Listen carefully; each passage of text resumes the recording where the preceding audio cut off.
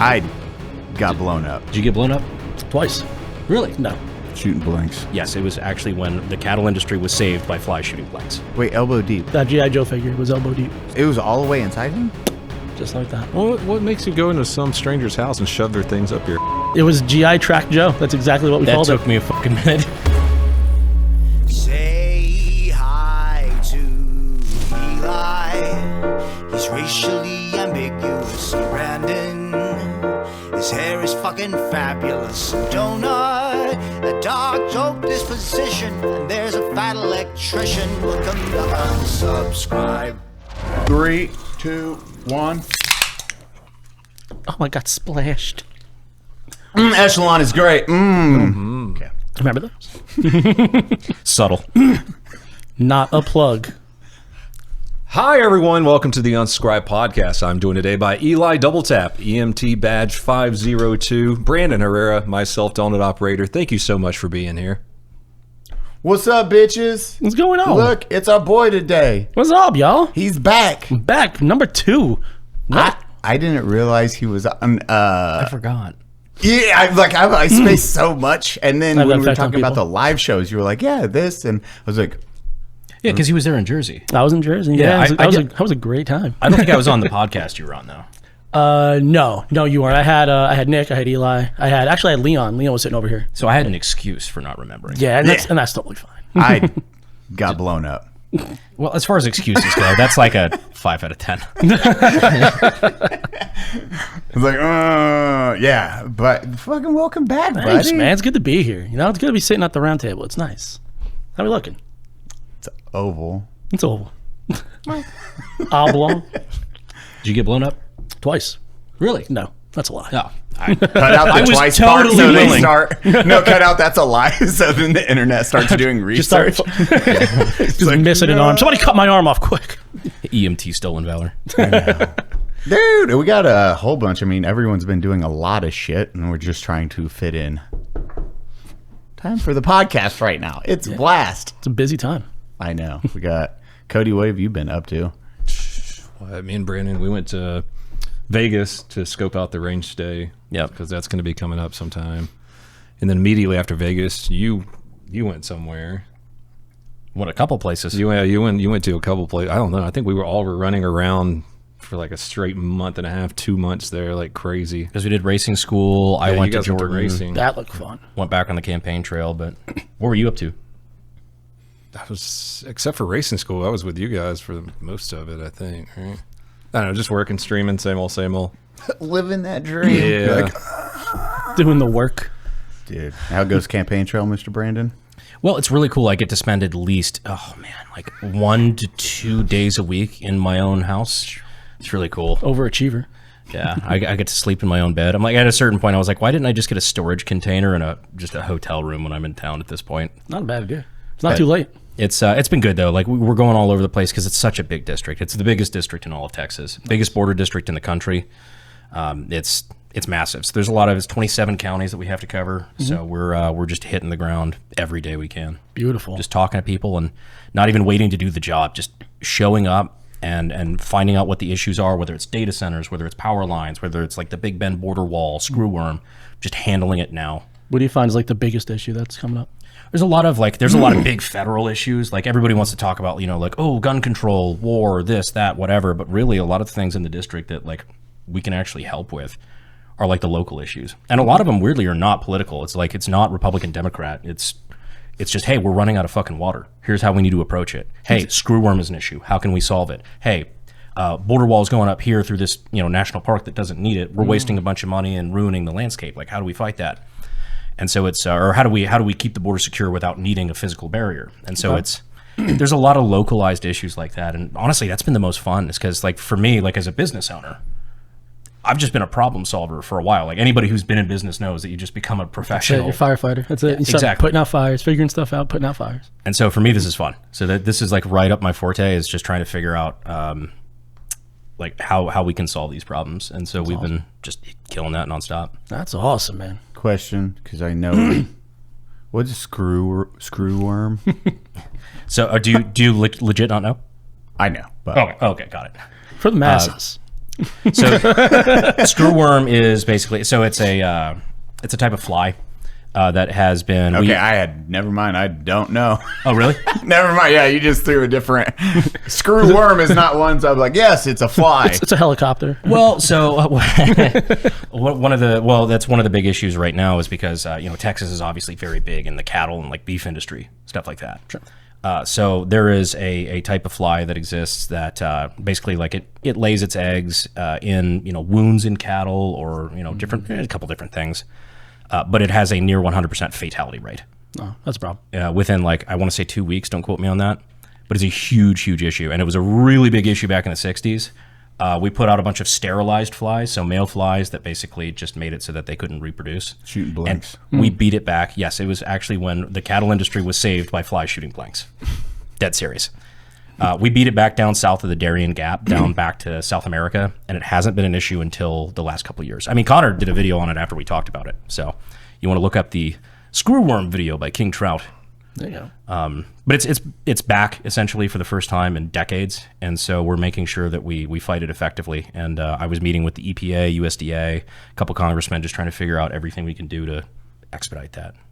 See, that stuff's awesome because that can get out of control fast, which I'm assuming Connor, you had all the information on how much that fucked everything in the past. Sit on my lap. Ooh. I just really wanted you to sit on my lap. The whole Trying to loop you Connor don't in the care about conversation. screwworm. Yeah. It's all an elaborate excuse. Speaking of screwworm, Oh no! Was that a banana in your pocket, or you just screw them to see me? that's a screwworm, man. So, And my head lowers out of frame. be right back. Pop out your dentures.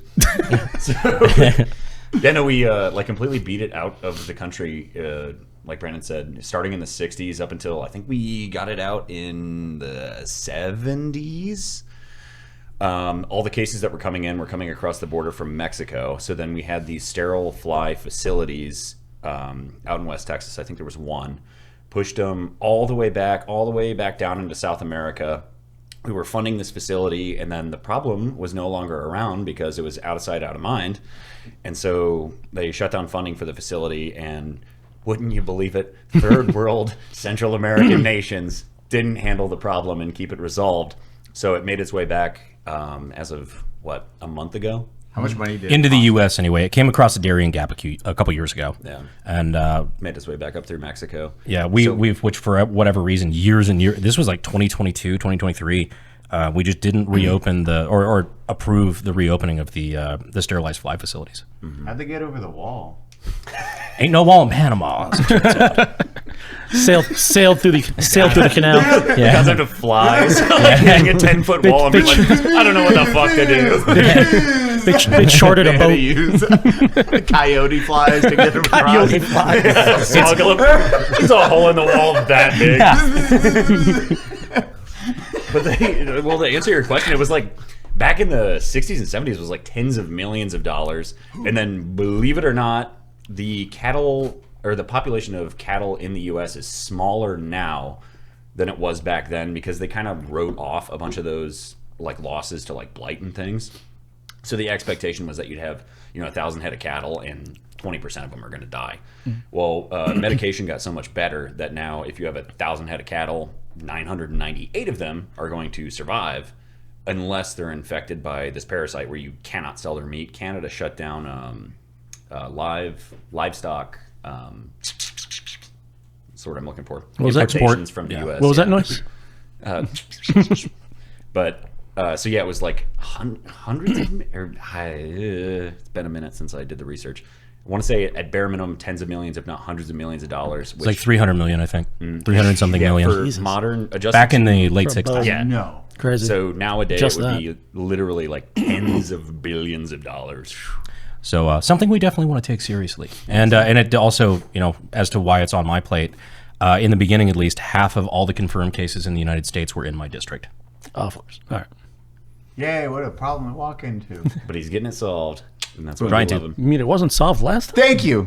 And also, well, something if I could say, I feel like we've monopolized a lot of time in the beginning about something that's not like particularly interesting to most people, but I find it I find that fascinating. interesting as shit because I just learned something. I find it fascinating. We learned that a personally. worm is a fly. I mean, what the See? Well, because it's the larva. So the larva is what gives it the name of the larva. screwworm. Yeah, they burrow. They're like the only fly species where the maggots attack. They're exactly like botflies. They attack live flesh instead. And so if you want to see something fucking disgusting, Google screwworm infection. Oh, there goes my search history. Yeah. And it's not just might be a Band-Aid cows. for it It at can this be any sort of like exotics, like deer. It can be like dogs, I things was like going to ask that. if it affects anything other than the Breathes cattle. and it's made of meat.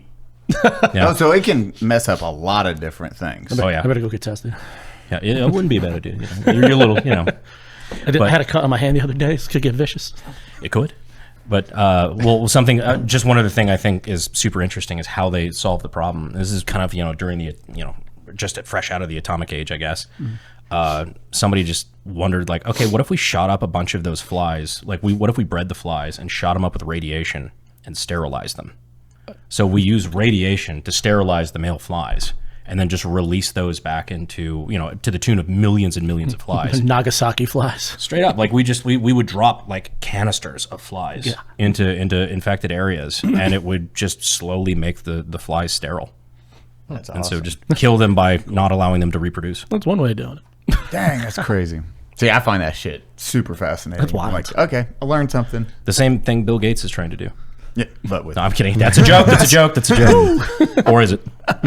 Brandon Herrera hates Bill Gates. Speaking of, have you guys seen Rusty Cage's thing about the ticks? Dude. Oh my god. He's Shout out to Rusty first. I'll put him like right here. yeah, Go on. he's been a friend of ours for probably a decade now. Like, he makes really good YouTube videos, and he's dabbled in a bunch of stuff. Remember, he made a guillotine a couple of years ago, and that was his big thing. He was at Range Day. Yeah. With Trying to us. He was with Hunter. Yeah, he was with Hunter, but guy. his newest thing is he's taking a Lone Star tick and he's trying to kill it, but not like smash it with a hammer. He's trying to see what it can stand. Oh, then what was he even trying? So he's putting it. In the freezer for like 3 weeks. Oh, okay. He's Yeah, drowning yeah. it for a I week. feel like he's doing things the hard way. Crazy shit. And they're just surviving. And yeah, they just fucking can't kill it. They Jesus. die. Like, it looks like it dies where it just doesn't move for days. And then he does something like He plays blows really. on it. When he did the boombox, like he Yeah. just had a really loud dubstep playing. The big The thing Skrillex hadn't fan. moved in days and it starts moving again. The big Kinda EDC like fan, Connor. Yeah. Dude, I'm glad you see. And how. Plur. The amount of detail and how he's filming it is so good. That's wild. Yeah, he's nailing it. Now he has a radioactive plate, though. Is that why you were? He's talking- trying. Yeah, he's trying to kill it with radiation now. He's just gonna put it in a fucking microwave. The hammer. Well, he's got a plate right now that's a very irradiated plate for some reason because it's made of something. And It's from Chernobyl. With yeah, the old and plates he- that had that paint or something on. No, it was that pass through. They're kind of like see through green. Yeah. But they put out. It's Rockins. What's the measurement for? You talking about like Rotkin? Yeah, Rockins. Rockins, yeah. So usually Rodigan, something like something that. like that. Usually you're like at a 5, and this plate, and he's showing is like a regular plate will emit about 5, nothing, like period. And then when he goes over that plate, it's like 400 Runkin. It's Like with a Geiger counter. yeah. Oh, it's like he's like, well, Just we're starts gonna see if screaming. this kills the fucking. Just trying to get It it. sounds like the Ghostbusters thing fucking going over the top of it. How long has it been dead for? A month? 2 months? he did. Yeah, he had it in the freezer for like 2 or 3 weeks. And at that one point. survived? Yeah, and it survived. It's the same, would, dude. He would blow on it, and he's like, they're yeah, and it just this- starts moving again. It's This is just a much more, fuck, dude. much more complicated way of like frying an ant with a magnifying glass. Dude, but the content he's getting out of it is fucking great. That's Like wild. each one of his videos is getting, at least just on Instagram, we're getting like 700,000 likes and 1 million Likes. plus shares. Yeah, like it's nuts. it's So crazy. what's the deal with these ticks? It's just the ones that give you that disease where you can't eat meat. Yeah. He got bit by a Lone Star tick when he got home from like camping or something. Got home, found it. He's personal. like, this motherfucker drank my blood. Okay. And then started experimenting on him. I mean, honestly, fair. Yeah. And now everyone's like, He started it. It's still, wow. Okay. Now it's a thing. Still alive to this day. And he is beating the shit out of that thing other than physically. What's not their doing it. actual lifespan? Like, how do we know if it's just old? I don't know. It makes for good content, though. It does, yeah. Didn't Evan Hafer come down with that? Yeah, I think Evan got bit by a Lone Star tick, and he got sick for a while and couldn't eat meat, which sucks because he's like one of the biggest hunters that we know. What's it called? It's, No, we Lyme had disease. Lyme lice. disease, yeah, you get Lyme disease. It's something different. Something else It's than not. that. Something other than that. No, you get Lyme disease, and I think the Oh, yeah, trade-off is the red meat can be part of the... Yeah, there's different variations. Isn't it? Hey, what's up? I'm showing them Noble suitcases because I'm intrigued. I bought one before they were a sponsor, and then 2 weeks later, they're like, "Do you want to work together?" I was like, "Oh, yep, So this is one of those where like you used it beforehand. yep." So, not even joking, when we were traveling in Virginia the other day, I was like, oh, was that like one of the sponsor suitcases? And then you showed me all the features. I'm like, oh, actually, okay, I think I get it. Oh, you can use your this can carry firearms too. You can just check it in with this. Oh, is it like TSA approved? Yeah, literally TSA. Yeah, they're all. Oh, no. combo.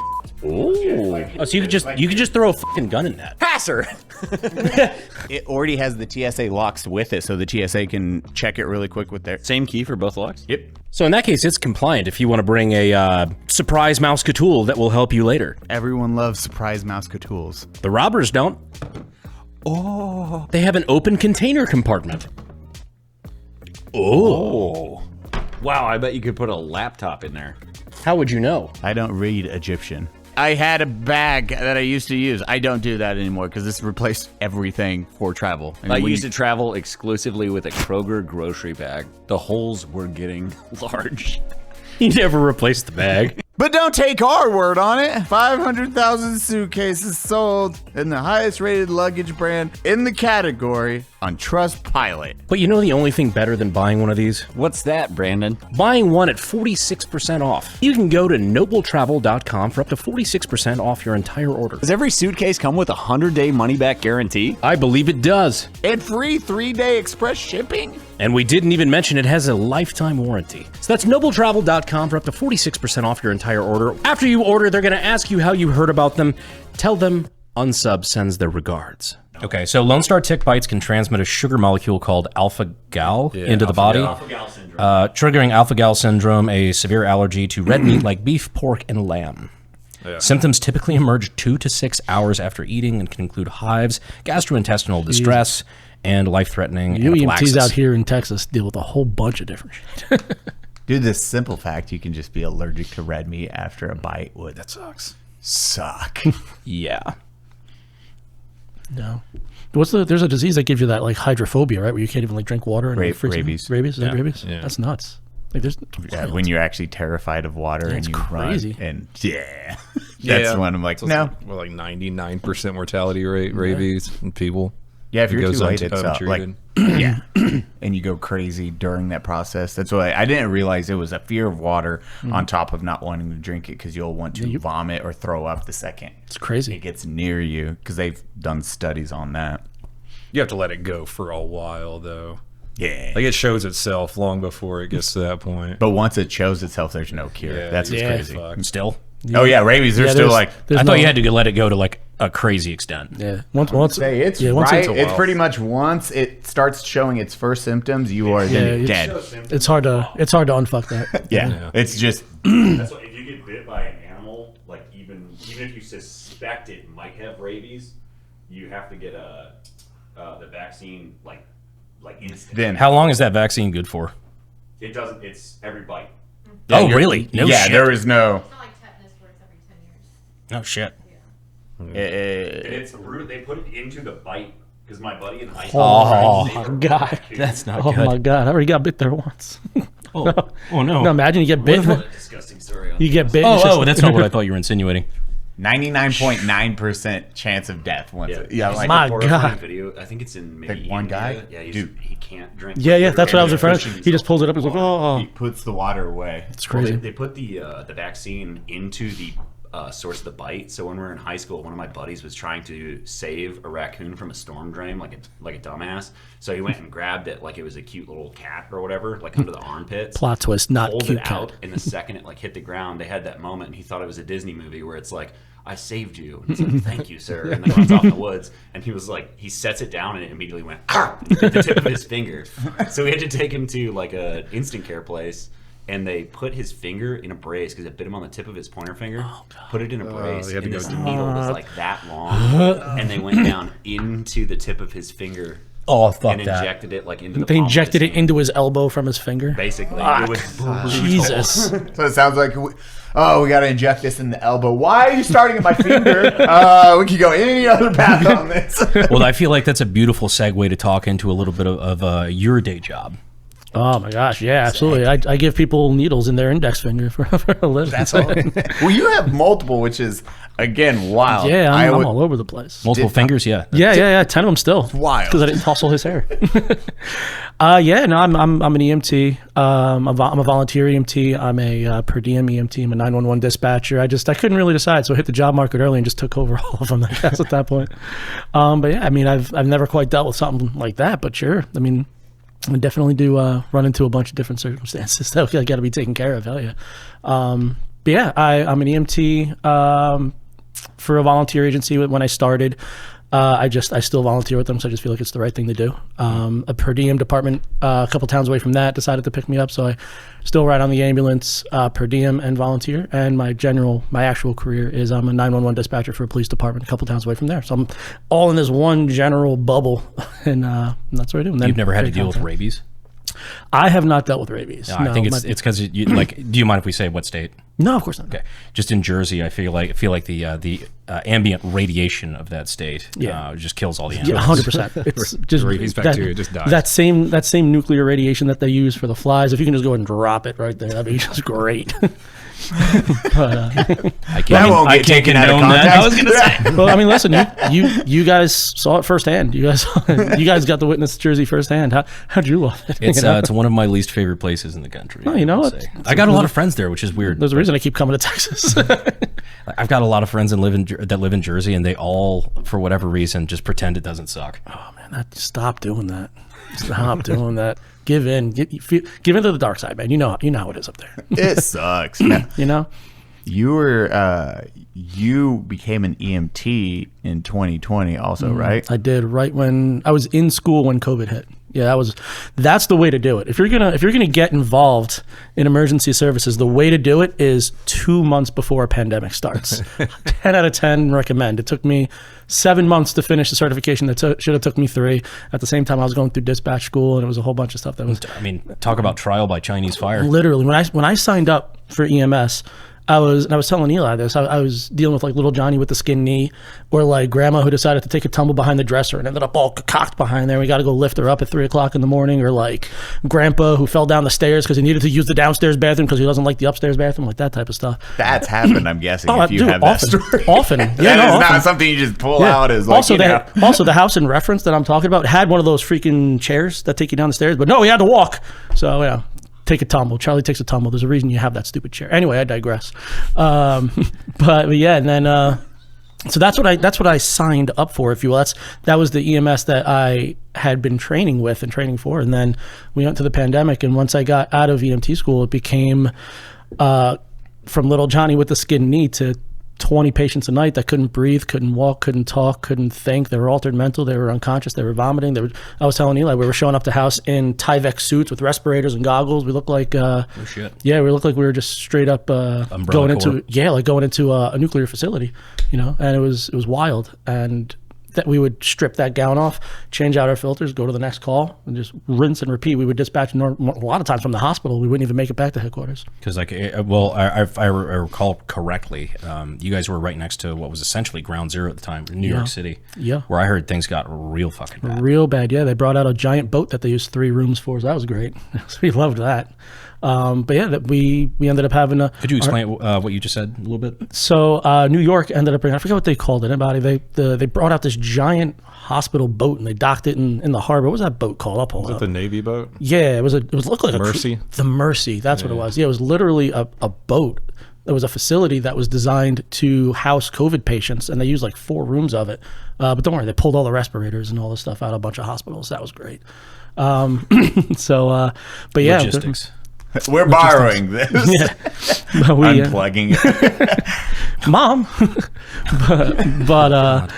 But yeah, it was and you have to understand that this was something that was new. This isn't something anybody had ever dealt with before. So they're trying to work with this exploding clock that nobody really understood or knew how to navigate.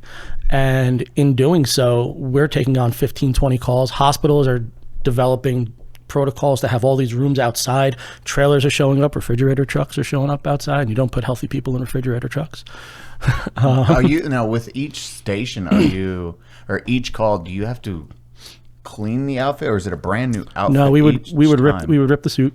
Suit comes off. It's super thin. It's like almost like a thin fabric. Paper, throw it yeah, away. like a paper type of thing. Mostly probably just because we didn't really know that much back then. Exactly. We were throwing it comes up to a hood, it comes to your forehead, you put goggles on, you have this big respirator on, just the double-sided respirators, and yeah, we were and one call after the next, one after the next. And that's how my content started, was because I went from knowing what I was getting into to being very much out of my element, and it was taking an emotional and mental toll on me, because I didn't know this is what it could be.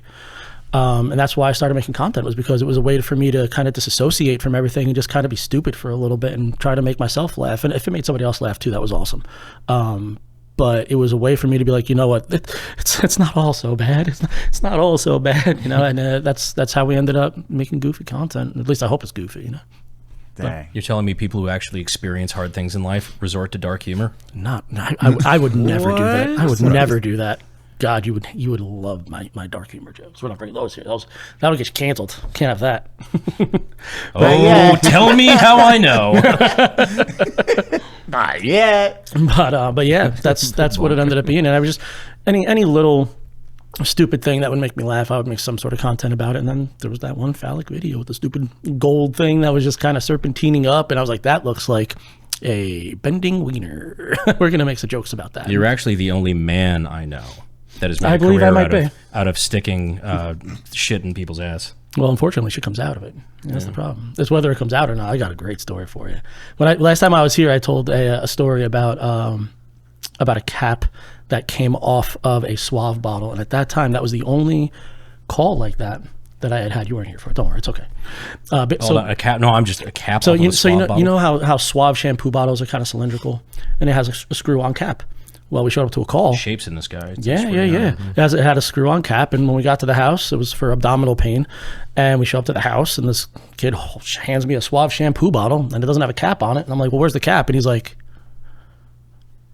I'm like, what? Oh. Okay, we're gonna fix this. We're gonna get you out of here. Did it pop? Oh, it popped off all right. Did all the soapy stuff also? I didn't ask him. we had more pressing issues. Yeah, I think it smelled great. He had one particular pressing issue. He had one pressing issue. Did you make him fart and blow bubbles? No, it was plugged up. He couldn't fart. Because that's shaped in the opposite way. Yep. You want to retrieve something. Yeah, and just remember, anytime you put something in a hole, it requires a bigger hole to come out of. Yeah, food for thought. It's reminding me of like the M&M cylinder thing. Yeah, not too far off.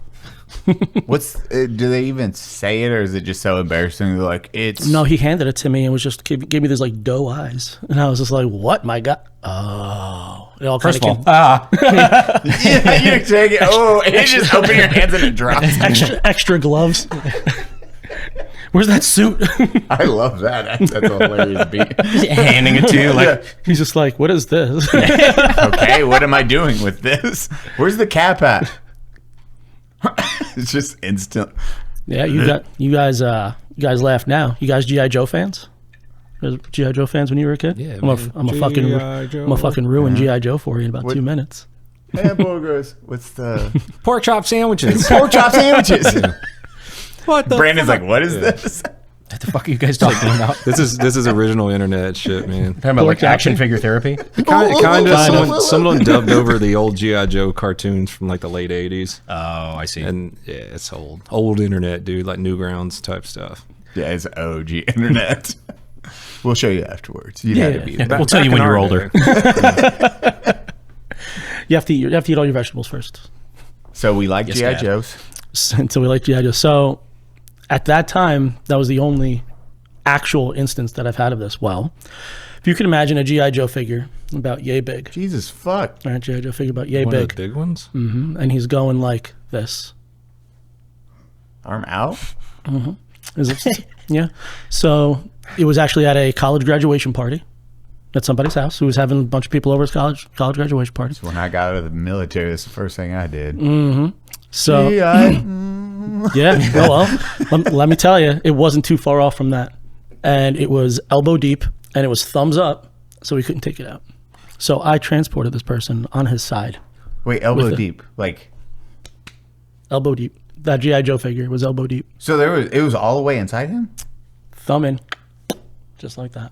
or just his arm was in him. The arm, the whole arm. His arm was about this long, so it was in about that deep. Oh, With a because it's thumb. got a hook. Thumb's got a hook, so he couldn't take it out. GI tracked Joe. You nailed my joke for me, baby. Oh, I'm sorry. No, you crushed it. I'm happy that. Listen, I'm happy that I'm not the only person who thought like that. It was GI Track Joe. That's exactly what we That called took it. me a fucking minute. I like it, but yeah, that's exactly that was. So I had to transport him, no pants on. I had to bring him to the hospital, and I had to go in the hospital, tell people what they were about to see. So there was a party going on, and this unfolded somehow. And here's the plot twist: the guy who had this happen to him, it wasn't his GI Joe. It wasn't his house. Nope. Yeah. Well, Nope. what makes you go into some stranger's house and shove their things up your ass, you know? I just don't have a good Guys, answer for wouldn't that. it be crazy, dude? We just graduated. Guys, just hear me out. We just graduated, and fucking Steve has a GI Joe figure. You know this? Yeah. His name- Okay, could you just- shove it in my ass. Or we could just play beer pong. Brandon, stop. No, the GI Joe, dude. Cody likes the idea. It's going to be hilarious, bro. It's going to be great. And listen, nobody's going to ever talk about it on the internet. Hold so on, it's you great. said it was not his house, as in like it was a buddy's house, or It was a some buddy's strange? house. Okay, A got buddy's it. house. He was I at was the going to say, was graduation it party. breaking and entering and entering? It was it was breaking news, breaking and entering. Yeah. I couldn't Talk resist, about sorry. it. Talk about a B&E. That's it. Did they give the action figure back? No. Just remember, hospitals do not have a lost and found box, but they do have an ass box. All right, what? Yeah, hospitals don't have a lost and found box. They have an ass box. Do they really have an ass? They have an ass box. Ask around. Go to your local hospital. I don't think I will. I think you should. I don't. I'm doing it. I'll take Brandon you. Herrera. Excuse me. I'll let him This know is you- for professional I'll let 'em know you're reasons coming. only. I'll let them know you're coming. Where's your Show up at ass? BAMC. You walk in, you'd be like, so where's your ass box at? Where is the There's no other questions. That's right. Your friends can't get out of lending you money now, thanks to CASHAPP. I requested more. If you weren't up to speed already, CASHAPP is much more than a safe way to send and receive money. With the CASHAPP card, you unlock a lot of perks. And all without the hidden fees. Enjoy benefits like exclusive nationwide concert pre-sales. Kendrick Lamar and Sabrina Carpenter, as a few examples. Sabrina Carpenter, if you're watching, hit me up, DM me. My DMs are open. I love you. Plus discounts on everyday purchases and Popular brands you're probably already spending money on. add your card to your digital wallet to make your money moves easier. CASHAPP also adds security to your money by declining suspicious card transactions and making sure that those transactions are actually you. How did you read my mind? Because of your quest. If your card is ever lost or stolen, You can lock it with just one tap within the app. I remember why I fear you. New customers can earn $10 if they use code CASHAPP10 at sign up in their profile. I thought you said you didn't have money. And also send $5 to your friend within 14 days. Terms apply. CASHAPP is a financial services platform, not a bank. Banking services provided by CASHAPP's bank partners. Prepaid debit cards issued by Sutton Bank, member FDIC. CASHAPP Visa Debit Flex cards issued by Sutton Bank, member FDIC. And the Bancorp Bank, N.A., pursuant to a license form from Visa USA Incorporated. See terms and conditions for the Sutton Prepaid Bank Card, Sutton Debit Flex Card, and Bancorp Debit Flex Card. CASHAPP Green features savings, direct deposits, roundups, overdraft coverages, and discounts provided by CASHAPP, a Block Inc. brand. Visit cash.app/legal/podcast for full disclosures. Hey, I'm Brandon, running for office. Where's your ass box? Here to inspect the ass box. Ass box inspector. But it was Wow, that sounds weird. Well, welcome to my life. Yeah. That's how you get pepper sprayed at the front desk. I'm still. It's at a party, so at a there was party. like multiple people that were. There was like involved in 30. this. There was like 30 people there. Yeah, Oh, did they all know what was going on? Or they figured it out. Well, did they do it like? yeah, well, when you see your buddy get carted Yeah. away with a GI Joe sticking out of his And ass, I'm pretty sure that's a good Now, hint. mind you, we got called to. We didn't get called to exactly that. We got called to somebody with with lower body trauma, right? And much like that GI Joe, we had to make entry through the back door too. So that's how we. Just walking out like, hey Brandon, can you call the police? What? Why? Well, I borrowed one of your action figures. I actually don't know that half. To be fair, I actually don't know that half of the story. So I mean, that very well could be what happened. We kind of moseyed in and moseyed out, but Yeah, Imagine being one of the guys that's still at the party after that. He's like, where's Jacob? Nah, I haven't seen it since he shoved that thing up his ass. I hope the guy was mad that he used his figure. He told me he was going to my youth room from when I was a kid. I don't really know why, but I'll be so pissed. Well, welcome to real life, and now you know the rest of the story. I'm like, fuck. But yeah, that's the Slipped and fell on a lubed up G.I. Joe. I never said it was lubed up. I fell. Our trip, guys. So like one of the advertising strategies for G.I. Joe back in the day was the shape of his hand. Yeah, the G.I. Joe Kung Fu grip. G.I. Joe. Grabbed onto his. Yeah, grip it. Oh, it grips all right. It slips as it grips. Yeah. Much like alpha-gal syndrome, also causes gastrointestinal distress. Jesus. Please consult your physician before. No, with being. It's like a tick that makes you shove G.I. Joes up your ass. He got bit. It wasn't his fault. What Blames the fucking. Fucking I got Bill. bit by a tick. I can't. Guys, I'm allergic to meat. What am I supposed to do? Fucking Bill Gates. just tried the worst lie ever. Can you believe the globalists made me shove a G.I. Joe? Geopolitical climate right now makes me do the craziest things. Eat the rich. Eat the rich. But hey, such is life. Don't do that, by the way. Please don't do that.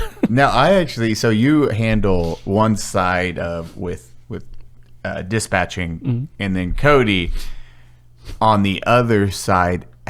Did you only work with like one dispatcher when you were doing, or is it multiple? No, it would be a team of people. So you get a different dispatcher like every time you radio him in. Yeah, Gotcha. I am solo. I'm solo in the box. Yeah, I'm by myself. Handle police, fire, EMS.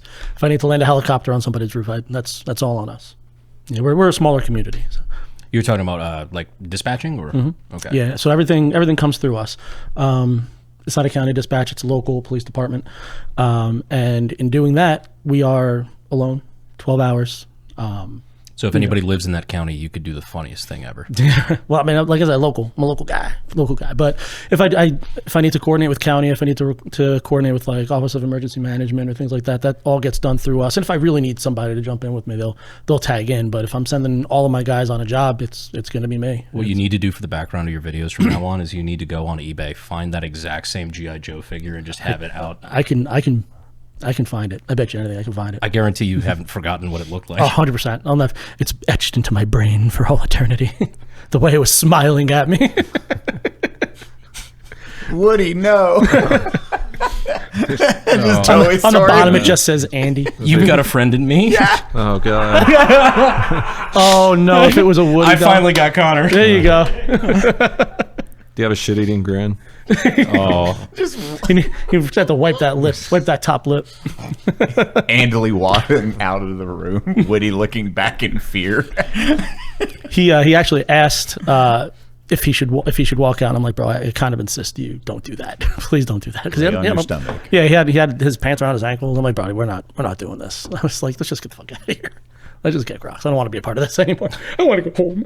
No, so when you were doing like, or I guess more, this is a Cody question. And it is, when you're getting new dispatchers, do you have ones that are just not cut out for the job? Yeah. And then that's what I want to know from your side when you get those, is like, what the fuck is going on? Or... Yeah. Well, there's bad people in every profession. And it's not always because they're new; it's because they just fucking suck, or like they want to talk on the radio over you, or they want to interrupt you while you're in a foot chase, or just little things like that he probably doesn't do at all. That's really funny how you like went out of the way to not give them the benefit of the doubt. And it's like, no, you'd think it's because they're new, but sometimes they're just horrible. Just I mean, that's 100% true. Like, I'll sit in there, I'll train somebody, and I'm like, this isn't gonna happen. And it's true, just like you said, people who don't have a radio voice, people who don't have a radio demeanor, who just want to jibber jabber on the radio, who want to give 50 words when 20 words will do, or 10 words will do. It's a lot. And then you get, like you said, like, he's been involved in things like chases and stuff like that. Shut the hell up, hold the air, let me do work, we'll figure it out later. But there's also cops that do the same fucking thing. They do. They talk. I have a couple. You need of to those. call out that you're actively fighting someone, but there's someone that, well, and then I found the blue car behind on Susan's house. It wasn't really stolen on the radio. Yeah, shut no the one fuck can up. key up and talk because some other asshole is talking on it. You can't key when. No. No, it's one voice. Yeah. So no one talks over each other. Yeah, and I can step on you, but it's not going to do much. Yes, you're not gonna really hear anything. Yeah. Has that affected you? What's like one of the worst situations with you where it's just like a talking over or lack of comms? It's just the same thing, just fighting or chasing, and like in a foot chase or something. And I can't say where I'm at. I can't tell my friends where I'm at. So like if I get shot, no one knows where I am. I feel like they should be able to have like a bypass button. An Where it's like just emergency. like there's the button you push, and then there's like the red button. The next shut the to fuck it. up button. If it's like, hey, I've just been shot. Yeah, I mean, we have a button like an emergency button that just wide opens the radio. Yeah. That's it. We don't push I the still hear tone that button. tone on cop shows sometimes, and I like wake up instantly. Yeah, I'll walk through like wherever the food store or something, and I'll hear a tone that just catches that right note, and it's like, oh, it's fine, I'm not working. That's that's the one I'd be like, what the hell? and it's scary because at the end of the day, it's our responsibility to keep these guys safe.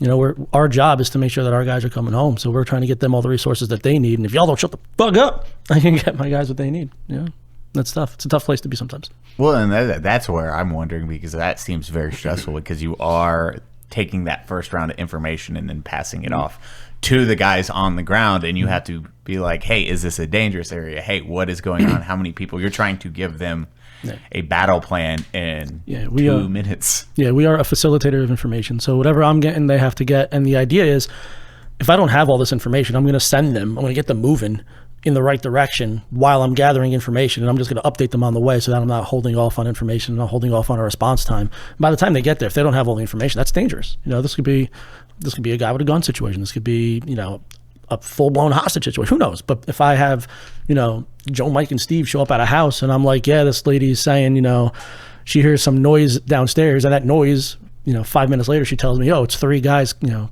kicking through my door. You know, they need this information. You know, that's dangerous stuff. You know? Important. It's easy from my perch in my air-conditioned office with my 50-inch TV. You know, I can just hang it out, but you know, you got to keep these guys safe. They're delicate, they're fragile little eggs. You know, you got to take care of these guys. You know, Sure.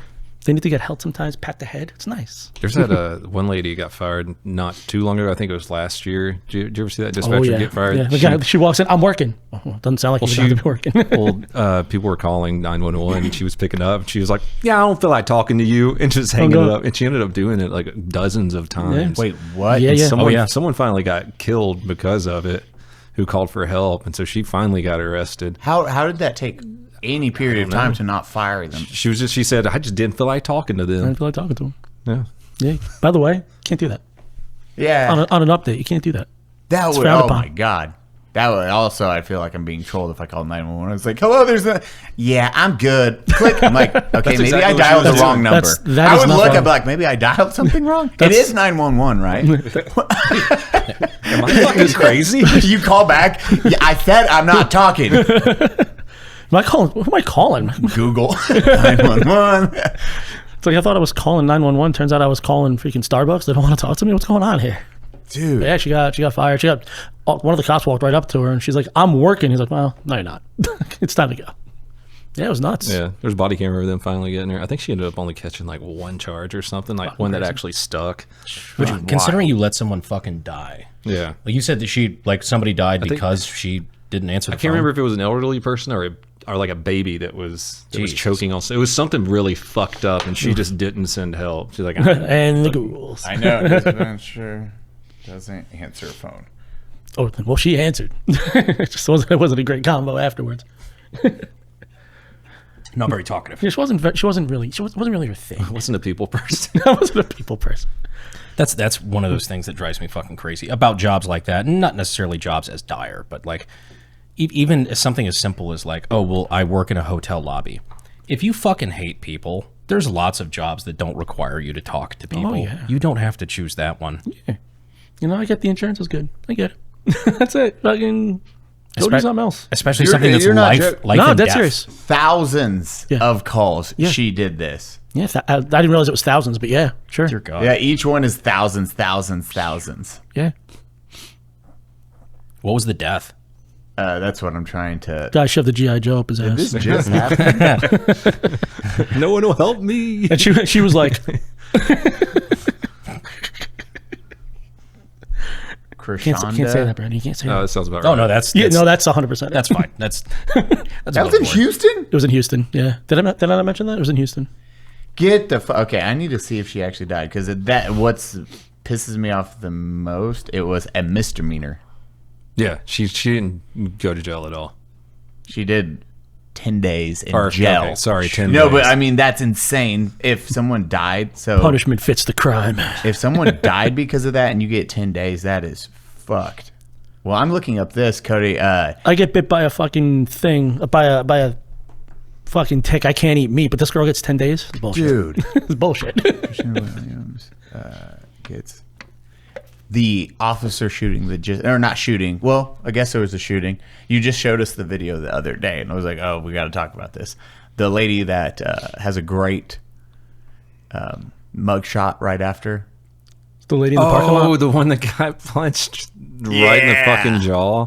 Have you seen that one? No. I don't think Tell so. the story because this is. It was some type of, I don't know what ended up in the fight. The video is just hilarious. You see it from the cops' POVs on top of this big fat black lady, and you hear a gunshot. The cop is on top? Yeah, the cop's on top. He's straddling. It's her. romantic. And you hear a shot go off, and then you see him grab his radio and go, shots fired, and rear back and just punch her square in the eye. Shit. And you look at the other cop's body cam who's just a backfire. who's watching this cop, and she reaches back, and I guess maybe he had just put his gun up. It wasn't fully in the holster or something, because she's able to pull the trigger. And so he gets her hand back, and she's still trying to grab at it. And he just fucking Just sends it. boom, just sends it right into her eye. Couldn't happen to a nicer So guy. the woman on the ground had the gun. Yeah, she Okay, she got it, reached got it. back and manipulated his holster and fired a shot from it. Oh, I see. So Oh, the shit. shot came from his gun. From Got it. his gun, like it didn't hit anything. I was It- misunderstanding for a second. Yeah. Okay, so it was the God. cop's gun. She had reached back, fired the cop's gun in holster. Yeah, and so he just bop. He does. How the fuck is he able to? How are you able to fire the weapon from the holster? We had that discussion Is it a yesterday. SIG? We were thinking it was probably, hey, Like the hood's down and like it's already depressed and it's on its way out. well, we were thinking, because she was fighting even on the ground. She's like trying to argue a fight. So maybe they drew it, and then when he went to tackle or they took her down, he put it in, but then it seated all the way. Yeah, So, Looking for it. yeah. and just really quick while he looks for that, she was charged. One of the incidents that she was charged with involved a convenience store robbery. Witness called 911 Doesn't to sound report the robbery. Williams disconnected the call immediately. Witness called back. She hung up again. By the third call, then it went through to a different operator to get a hold of the police. Sounds like it was an inconvenience store to me. So stupid. And I'm so Welcome to the podcast. so it was thousands of calls within 2 years. Oh, I mean, extrapolate that out. That's basically nothing. That's only like one potentially life or death situation. It's like 3 times a day. You're Yeah, just it's fucking ignoring calls. fine. It's fine. They teach you that in dispatch school. Yeah, they're like, if you don't listen, if you don't really want to talk to them, just hang up. They don't teach you that, by the way. That's not how it goes. Jesus. 10 days for that. Yeah, Cody will find this one. So I mean, that's you're- that. Sorry, what's No, up? go. That's that one, and this gets taken out of context quite a lot. But the Supreme Court ruling, where it's like the was it police have no duty to protect your life? I forget the exact ruling on it. Yeah, they're not required to run into a firefight to pull you out of it. That type of stuff. Right, yeah, and then like the actual details of that case get like by the anti-cop crowd, it gets taken out of context quite a lot. But like that's one of those scenarios where I think this might apply, which is why like she's not being, I guess, held liable to the extent I think maybe she should be. You ever heard of Ridge? They make wallets and power banks. Connor, show the wallet. This is my real Ridge wallet. You're not holding anything up. Oh, because it's camouflage. Keep all of that. Their sweepstakes is back this year and bigger than ever. What's a sweepstakes? 2 lucky winners can choose between a Lamborghini Huracan, a souped-up Ford Bronco, Ford Hennessy Velociraptor. or $100,000 cash. The best part, you can enter completely free at ridge.com. And if you want to boost your chances, you can pick up a Ridge during the sweepstakes. When's those sweepstakes running, Cody? The sweepstakes will be running from July 24th to September 8th. Whether it's a power bank, a wallet, or something else you've had your eyes on, you'll earn extra entries with your purchase. I've had my eyes on other people's wallets. Also, I've talked about this before. My phone's still broken, so the only way I can charge it is with the power banks, the conductive charging. So I do use Ridge power banks fairly often. You just right there and it kiffs. No matter what you pick, Ridge has free shipping. Plus a 99-day risk-free trial. Ready to upgrade your wallet and maybe your ride? For a limited time, head on over to Ridge.com and use code UNSUB for not only 10% off your order, but a chance to win Ridge's sweepstakes. Lamborghini Huracan. A Hennessy Velociraptor. A Ford Bronco or $100,000 in cash. Every dollar you spend gets you more entries. That's Ridge.com. And use code UNSUB at checkout. After you purchase, they're going to ask where you heard about them. Tell them UNSUB sends their regards. Wild to just, if your one job is to do that and then you're actively like just hanging up on people for everything. Imagine that. Like, that's like criminal negligence. At the very least. At this one point, it might be like dereliction of duty, abandonment of duty. There's a whole bunch of stuff that I could just rattle off that would just being a shipbird. Like, can we just go with shipbird? God, it's fucking insane. Any luck? No, I can't find it now. He made it up. It is both both perspectives, but watch his face.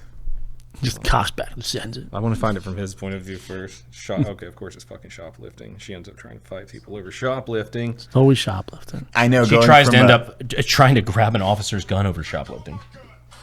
Oh. Oh, come on. I don't care, you're not me. I don't want to hear it. Charged while it was still.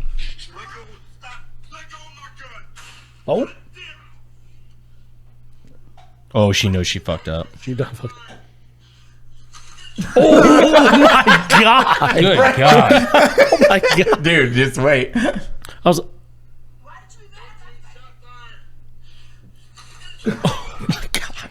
Now, this perspective, the delay. Where's the? I want to see what kind of gun. Boom. Him taking the time to call it out, and then. Oh, see, that's probably why he's in trouble. Yeah, he thought about it. I'm Was like, I'm not assuming- gonna. You know what? Fuck it. I just Fuck it, we ball. He did this and then thought about it for a second and then punched. That was a decision. Choices made. I just love how like everybody in the tussle stops for a minute after that gun goes off. Everybody just goes. Show the mugshot. Oh. Oh no! This is some crazy shit.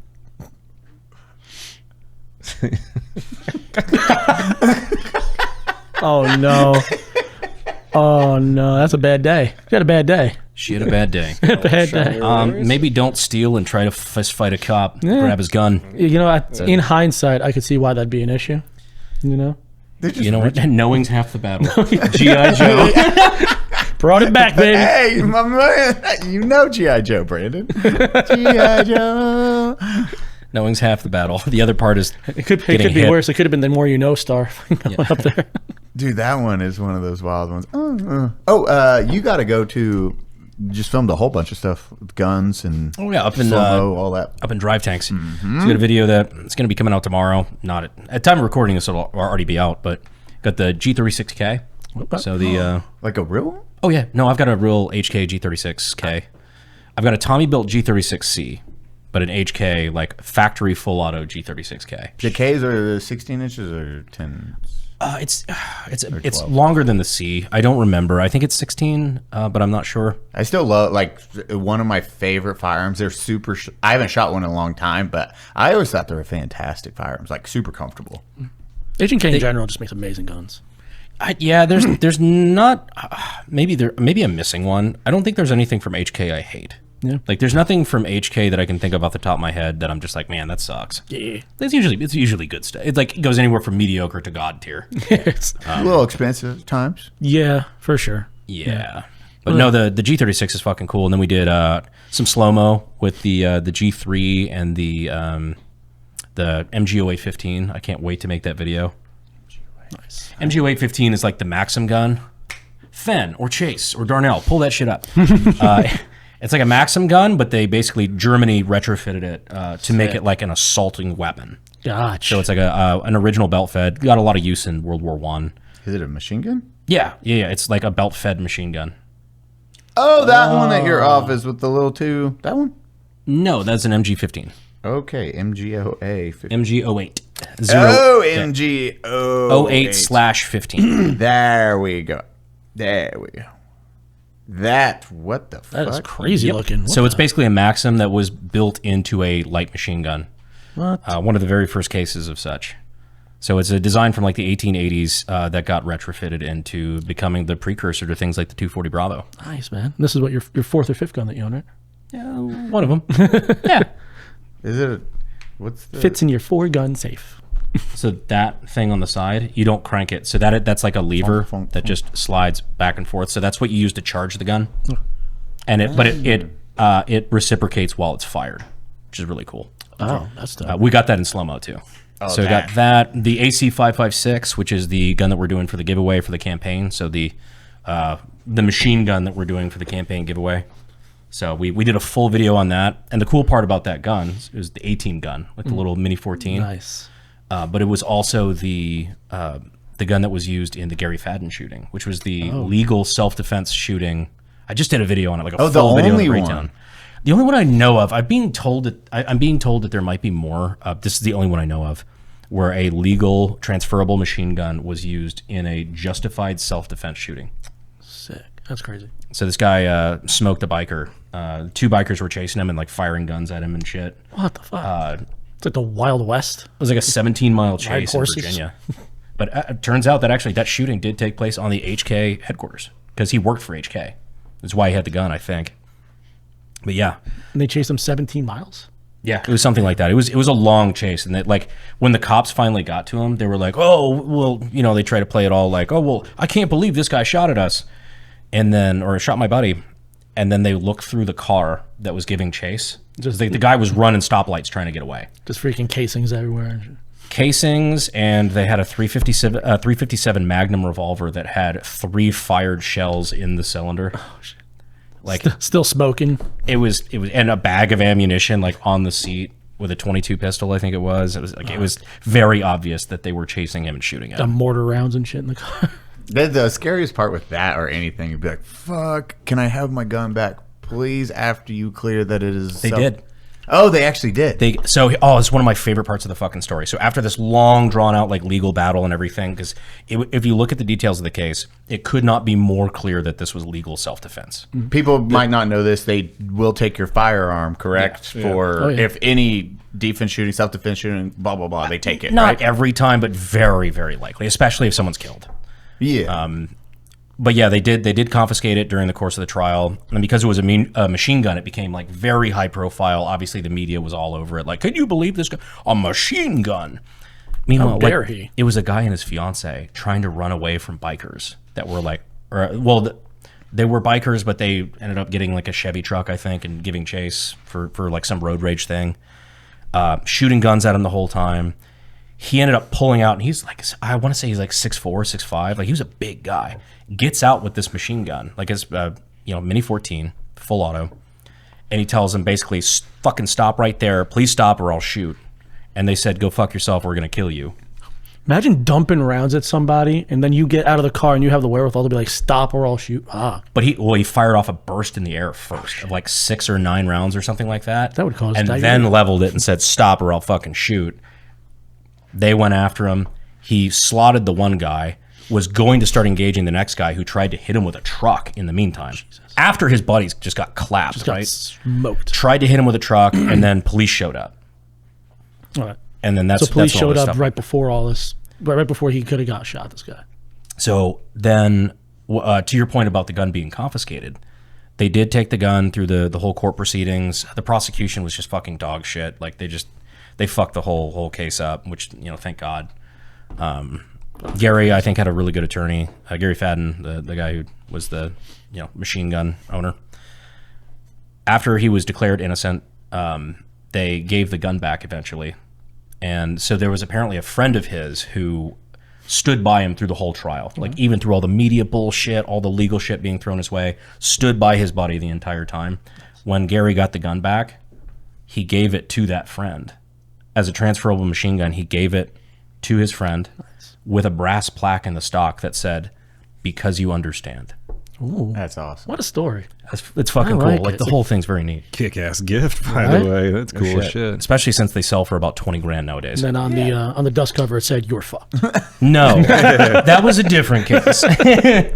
That I don't think he got that I don't gun think he back. got that gun back. Dude, it's still wild to me, like, to see him shoot. It's like a burst. Imagine it. And it's still like, oh, I'm going to, no, we're going to kill you. It's like Peaky Blinders. It's like, oh, if we're playing with guns, let's play with real guns. And then he has, I don't even remember what machine gun that was on The big boys, yeah. Lewis, That was yes, they had like 19 Lewises or 20 Lewises. because they stole them from like the BSA or something like Yeah. that. Yeah, And they're like, oh, shit. Okay. those things are fucking fun too.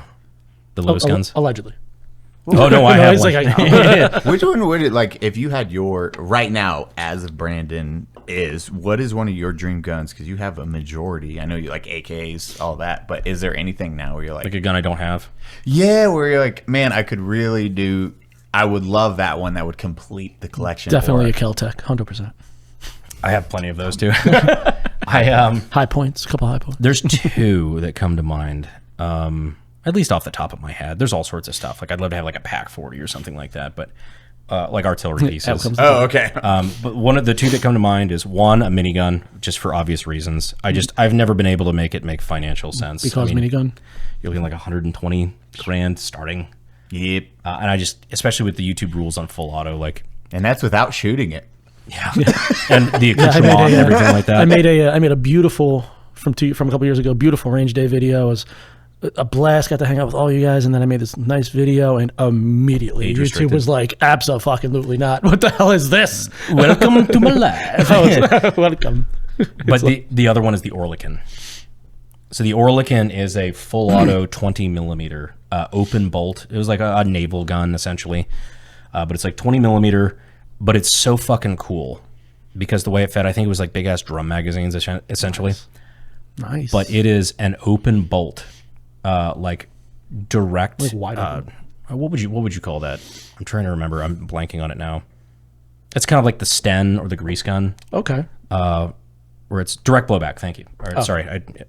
So direct blowback. So it uses the weight of the bolt. There's no lockup. Okay. It's actually sketchier than that, though. Editor, pull up that picture because it's crazy looking. Is it a machine gun? Maybe I'm struggling. Yeah, it's a I've full never auto. seen Yeah, it's an Orlican 20 millimeter cannon. What's his dick was shooting one in okay. in Pearl Harbor? Cuba Gooding Jr. Probably could have been that. It's right before he got his leg blown off. Wrong movie. Oh, okay, dude. Fuck So yeah. Yes. Here's what's scary about those guns, and I've seen this go bad for people in like videos and stories and things. Here's why that's crazy. In order to make it so that they don't need like a 200-pound bolt going forward to be able to contain the back pressure, they've got like a big ass like car axle spring essentially behind it. But they're you'd still need a super heavy bolt, or else the round would explode in the chamber. So they have a operating system known as I think advanced ignition blowback.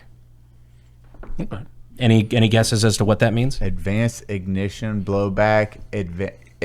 It almost sounds like, Sounds like it's it blows not back even before it including. goes off. Is what it sounds like. Yeah, like the pin striking without your control, or it's not even in chamber yet. Correct. That's what it sounds like. Jesus So they start Christ. setting the round off before it's fully chambered. So they use the blowback of like basically the rearward force to slow the bolt before it's fully seated, and then it blows back. So what's terrifying about this, if you don't know, Brandon, what happens usually if you have a non-closed bolt while you're firing a gun? It's called an out of battery detonation, and they explode. we don't like Especially that. when you're talking about a super small caliber, like 20 millimeter. It's exactly firing so- soda cans at somebody.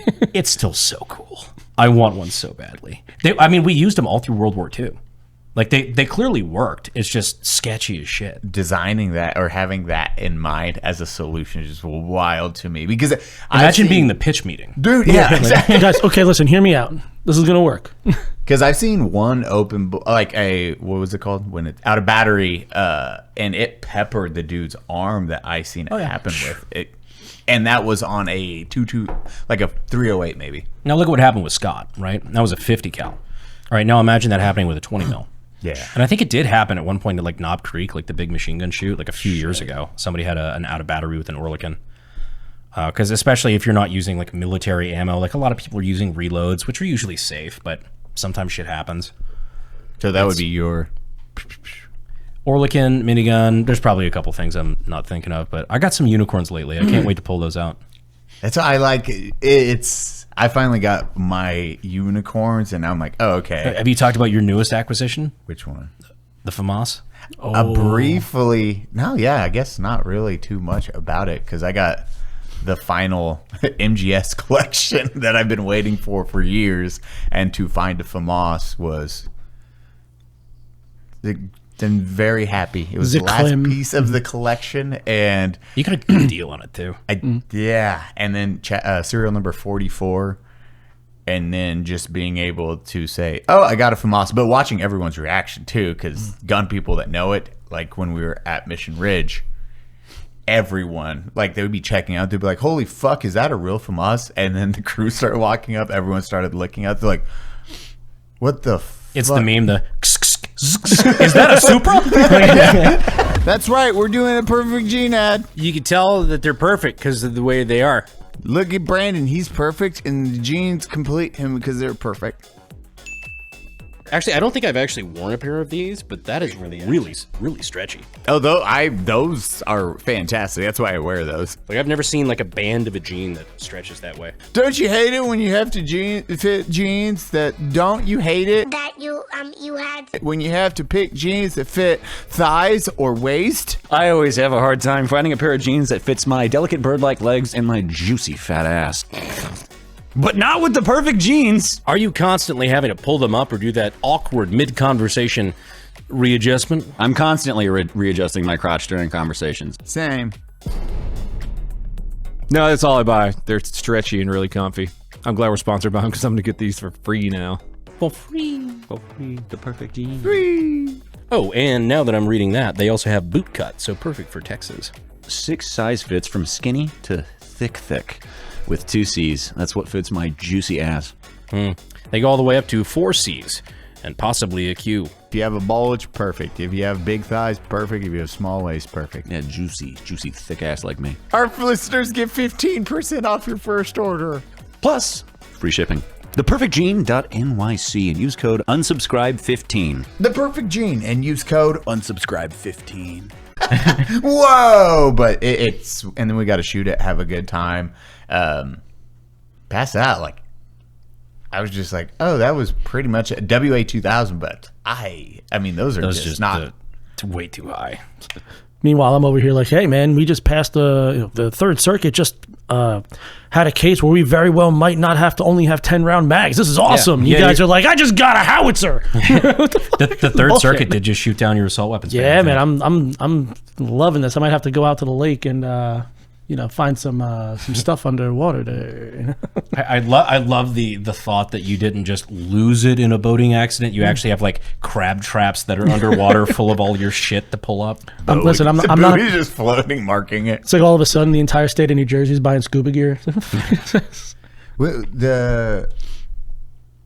It was awesome seeing. Who was it that measured it? Was it Josh? With your team, it was Zach. The level of autism is what I love to see on gun builders. That's what you want with a gun builder. Sorry, like 1,000%. 1,000%. I'd rather see that. We were recreating our own FAMAS receivers, just to try to rebuild the one kit that we had, or like one of the couple kits that we had. And so we're like running the CNC trying to figure this out, and we had one that worked. And it worked pretty well because we had stubs. So we have all the measurements on it, but like they're torch cut aluminum. So it's like some of the cuts in between, it's like you're kind of guesstimating how wide that gap would be. And the FAMAS was having a few issues because it was too long. Like the gap in the magwell was just like a few thou too long. And so Zach then corrected the receiver, but then yours came in. And so he's like, oh, can I take some calipers and double check this? Motherfucker nailed it. Nice. Just nailed it. He's like, the only thing I learned here is that I fucking rocked it. It was awesome to see that. I was like, Game recognized game. There we go. What about you, Cody? Gun. You got to have like... Oh, something I want? Well, Yeah. I mean, we share custody sometimes of the MP7, so that's... And John. That was always, yeah, and John.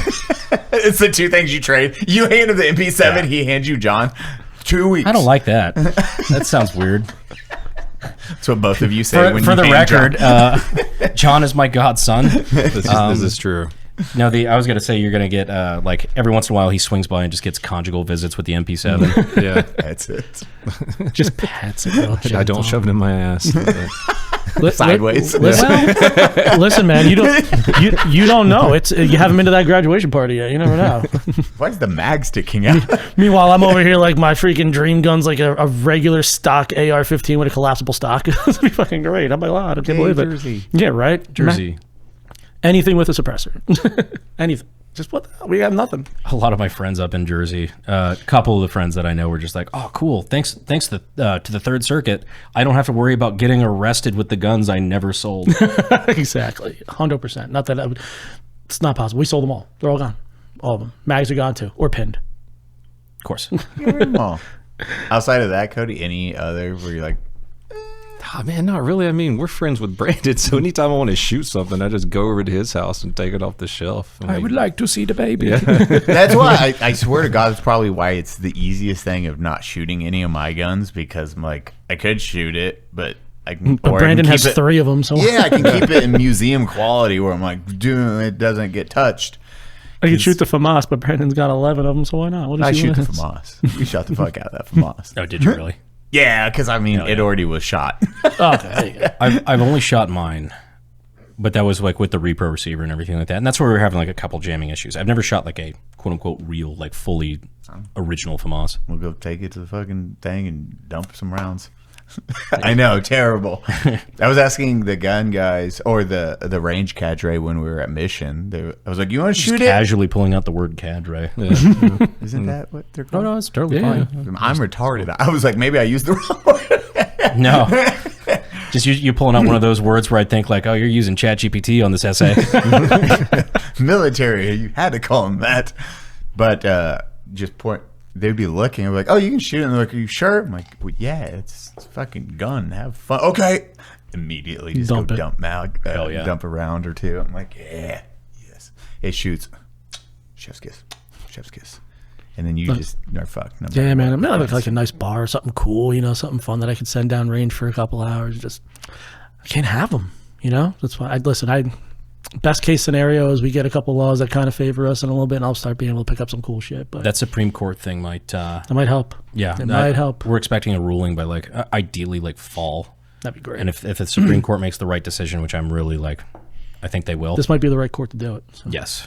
Yeah. So I'm Did you super just- active did in a you lot double of up on watches. Oh, they gave it Triple away. up. Yeah, have you been gaining one watch like every couple minutes? Oh. I just sorry that just struck me. Yeah, so listen, Now you have to I talk have to tell about about it. I'm embarrassed it took me this long to notice. How were you doing that? It's not easy, bro. That's not easy, bro. I only told Eli about it. It was for the watch guy. For the 'Cause watch you know guy. the watch Yeah, guy? Because he'd yeah. be like, yeah, I know his watch. Wait, what the fuck? I swear. There you go. The pepper box watch guy. pepper I've box been trying watch to guy. throw him off every now and again. Yeah. That's what he was trying to So I do was by trying to do it too. switching So I got fucking watches for days today, just so we had something to look at. You got the Pepsi, the G-Shock. We got the Pepsi, a G-Shock. We got an Oyster Perpetual. Oh, no shit. And we got a BB-58. But actually, all these watches kind of mean something to me. So when Avery was born, when my little girl was born, when I was growing up, I was like, you play with it, baby. Touch it, smell it. Don't put it in your butt. Or, if you want, Anthony, I'm sorry. I'm so sorry. But when I was growing up, I knew nothing about watches. We were in a family that were able to afford watches like that. And growing up, the only watch that I knew, like when I think the word watch, I would think the Pepsi from Rolex, because it's just distinctive. It's red and blue. It has that distinctive look to it. And I said to myself, once I started learning about watches, I'm like, one day, when something cool happens, if I'm able to afford it, the first watch I'm going to buy that's substantial is going to be my Rolex Pepsi. It turned out to actually be, this guy was my Oyster. That was the first one that I picked up. But when my little girl was born, I said, this is going to be the watch that I hand down to her. So I ended up picking this up, and actually the bezel is set to the time she was born. So I was wearing this in the hospital when she was born, and I was slowly ticking it and completely not paying attention to stuff. I don't care. She's busy. So I was just taking this away, and finally, when our little girl showed up, that was it. And then the BB-58. So my Black Bay, I picked this up when the YouTube hit 100K. So that was all the watches that I own. I feel like they don't just tell time, they mark it for me. And every time I look at the watches, I can remember something cool. This is when I finally was able to literally afford to buy anything cool. And then when Avery was born, and then when the YouTube hit, and this is actually marked to when the YouTube hit 100K. They just went boop. Here you go. That's adorable, because all day yesterday I was staring at the bezel on your Pepsi, annoyed. Did it drive you crazy? Yeah. So let me tell you. I'll tell you a fun story. I had the same experience. I'm like, because I'm like, I have to have it centered at all times. Totally get it. You're like, I got you. I'll tell you a funny story. So when I was, it was when you guys came up to Jersey, and the next day, Ethan, habitual line crosser, and I and Steph and his wife, we're all hanging out and having a great time. We went to the mall. We were just chilling, doing what Jersey boys do, going to the mall, hanging out, having an ice cream cone, and people in alleys. Exactly, 100%. Well, I'm surprised we didn't get stabbed in that alley, freaking over. But anyway, I took my watch off. He's like, oh, this is really nice. I actually sent Eli a message. I sent him a text. I was like, yo, you need to fucking talk me down, bro. I sent him a picture of his Panerai that I really liked. I'm like, you need to talk me off the ledge, man. But Ethan, he's like, oh, I love this watch. I was like, Steph was like, oh my God. I'm like, it doesn't matter. It's just things. At the end of the day, it's just things. I'll reset. He's like, oh my God, I'm so sorry. I'm like, it goes back. It's fine. That was habitual line crosser, right? Yeah, HLC did that. I started crying, making me feel like I just dropped. I'm like, you'll never go back to the exact same place just again. making sure it was the habitual line crosser that it never moved to that point, right? You marked it, and he's like, Ethan. Tisk, tisk. Each other by twisting the bezels on each other's watch. Like, we bump into each other at the airport, and we'll crank the bezel just to piss each other off. I love that. And none of these are brandy new. Like I got these off of Watchfinder. I'm not sitting in a Rolex boutique where I'm gonna. You can't even get them there. Yeah, it's true. But you go in, you put your name down. I don't have Rolex patience, Which is wild to have any brick and mortar when the brick and mortar cannot get used to purchase said watch. It's wild. Well, they make you feel stupid too. They're like, oh, you want to spend 30 grand with me? Who the fuck do you think you are? Yeah. Oh, first off, get out of our store. Of course we don't carry watches. What purpose? What kind of store carries watches? It's like going to H-E-B and you can't buy food. You just have to wait for it to get delivered. Yeah, and you also don't ever know when it's going to be delivered. They don't give you a date. They're like, if it's available one day, you might get it. Well, is there a time frame? Could be a year, could be next week. And it's like, oh, fuck, okay. Well, here's my 40 grand, I guess. Dude, I'm so pissed. I just seen one of the Ferraris when it came out. It was 2020. I showed everyone pictures. This is the SP3. It's like this weird 70s style Le Mans back. Beautiful. But I was like, oh man, they're going for 1.5 million. I was like, I guarantee that one's going to shoot up in price. 2 years. In 2 years, 1.5 million. Guess how much it just sold for? 7.6. What? 10.5 million. I was gonna say something. I was gonna be like 25 mil. I was like, oh. Also, with these, one little cool thing is that the invisible Rolex in the glass. Fun fact. So if you look, it's the only thing you can see on this one. You know about that? So with it, we'll see if you can punch in. You're going to have, it looks like clear glass. You can actually come close because the camera's going to see it. So there's a laser etched crown. Nothing.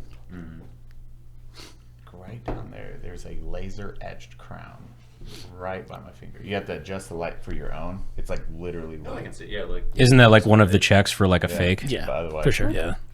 So fun fact about some of these watches though. So this particular one. So this is a K series. Is this a real Casio Illuminator? Is that a real Casio G-Shock, bro? Shit. Yo, you want to trade? Not G-Shock. I got a Dora the Explorer. It's a limited edition. It's the, I believe the Illuminator. If you push this button here, it lights up. Whoa. Battery's been running for like 7 years. I marked it the birth of my first child as well. It's a beautiful watch. I hate that my Casio is the The only watch I can go to my house right now that is still perfectly on time. And I have that watch. I tell Do you. you have one of those like rotating things, like the watch safes or whatever? Yeah, I do. Yeah, I do. Does it work for you? Still with a watch, unless you have. And again, this is like if you have a tourbillon, it might shift throughout the year like 10 seconds, but all watches have a varying degree of like up to a minute or 2 minutes per month. Yeah, like this one's MTOS certified. So this one, I think this one's like battery though lasts forever and hyper accurate. Fun thing about this one, so this is a K series. This one was actually, I think was made in like 2001 to 2005. This doesn't have that etch. This is pre etch. I love watches. Yeah. Cody got me into this tism, so I blame him. So I was in a business meeting the other day with a guy who just like casually was wearing, I think I was an IWC tourbillon. And I looked it up just out of curiosity. I'm like, first of all, like immediately recognized it as a tourbillon. I'm like, casually Google it. I'm like, that's a $250,000 watch.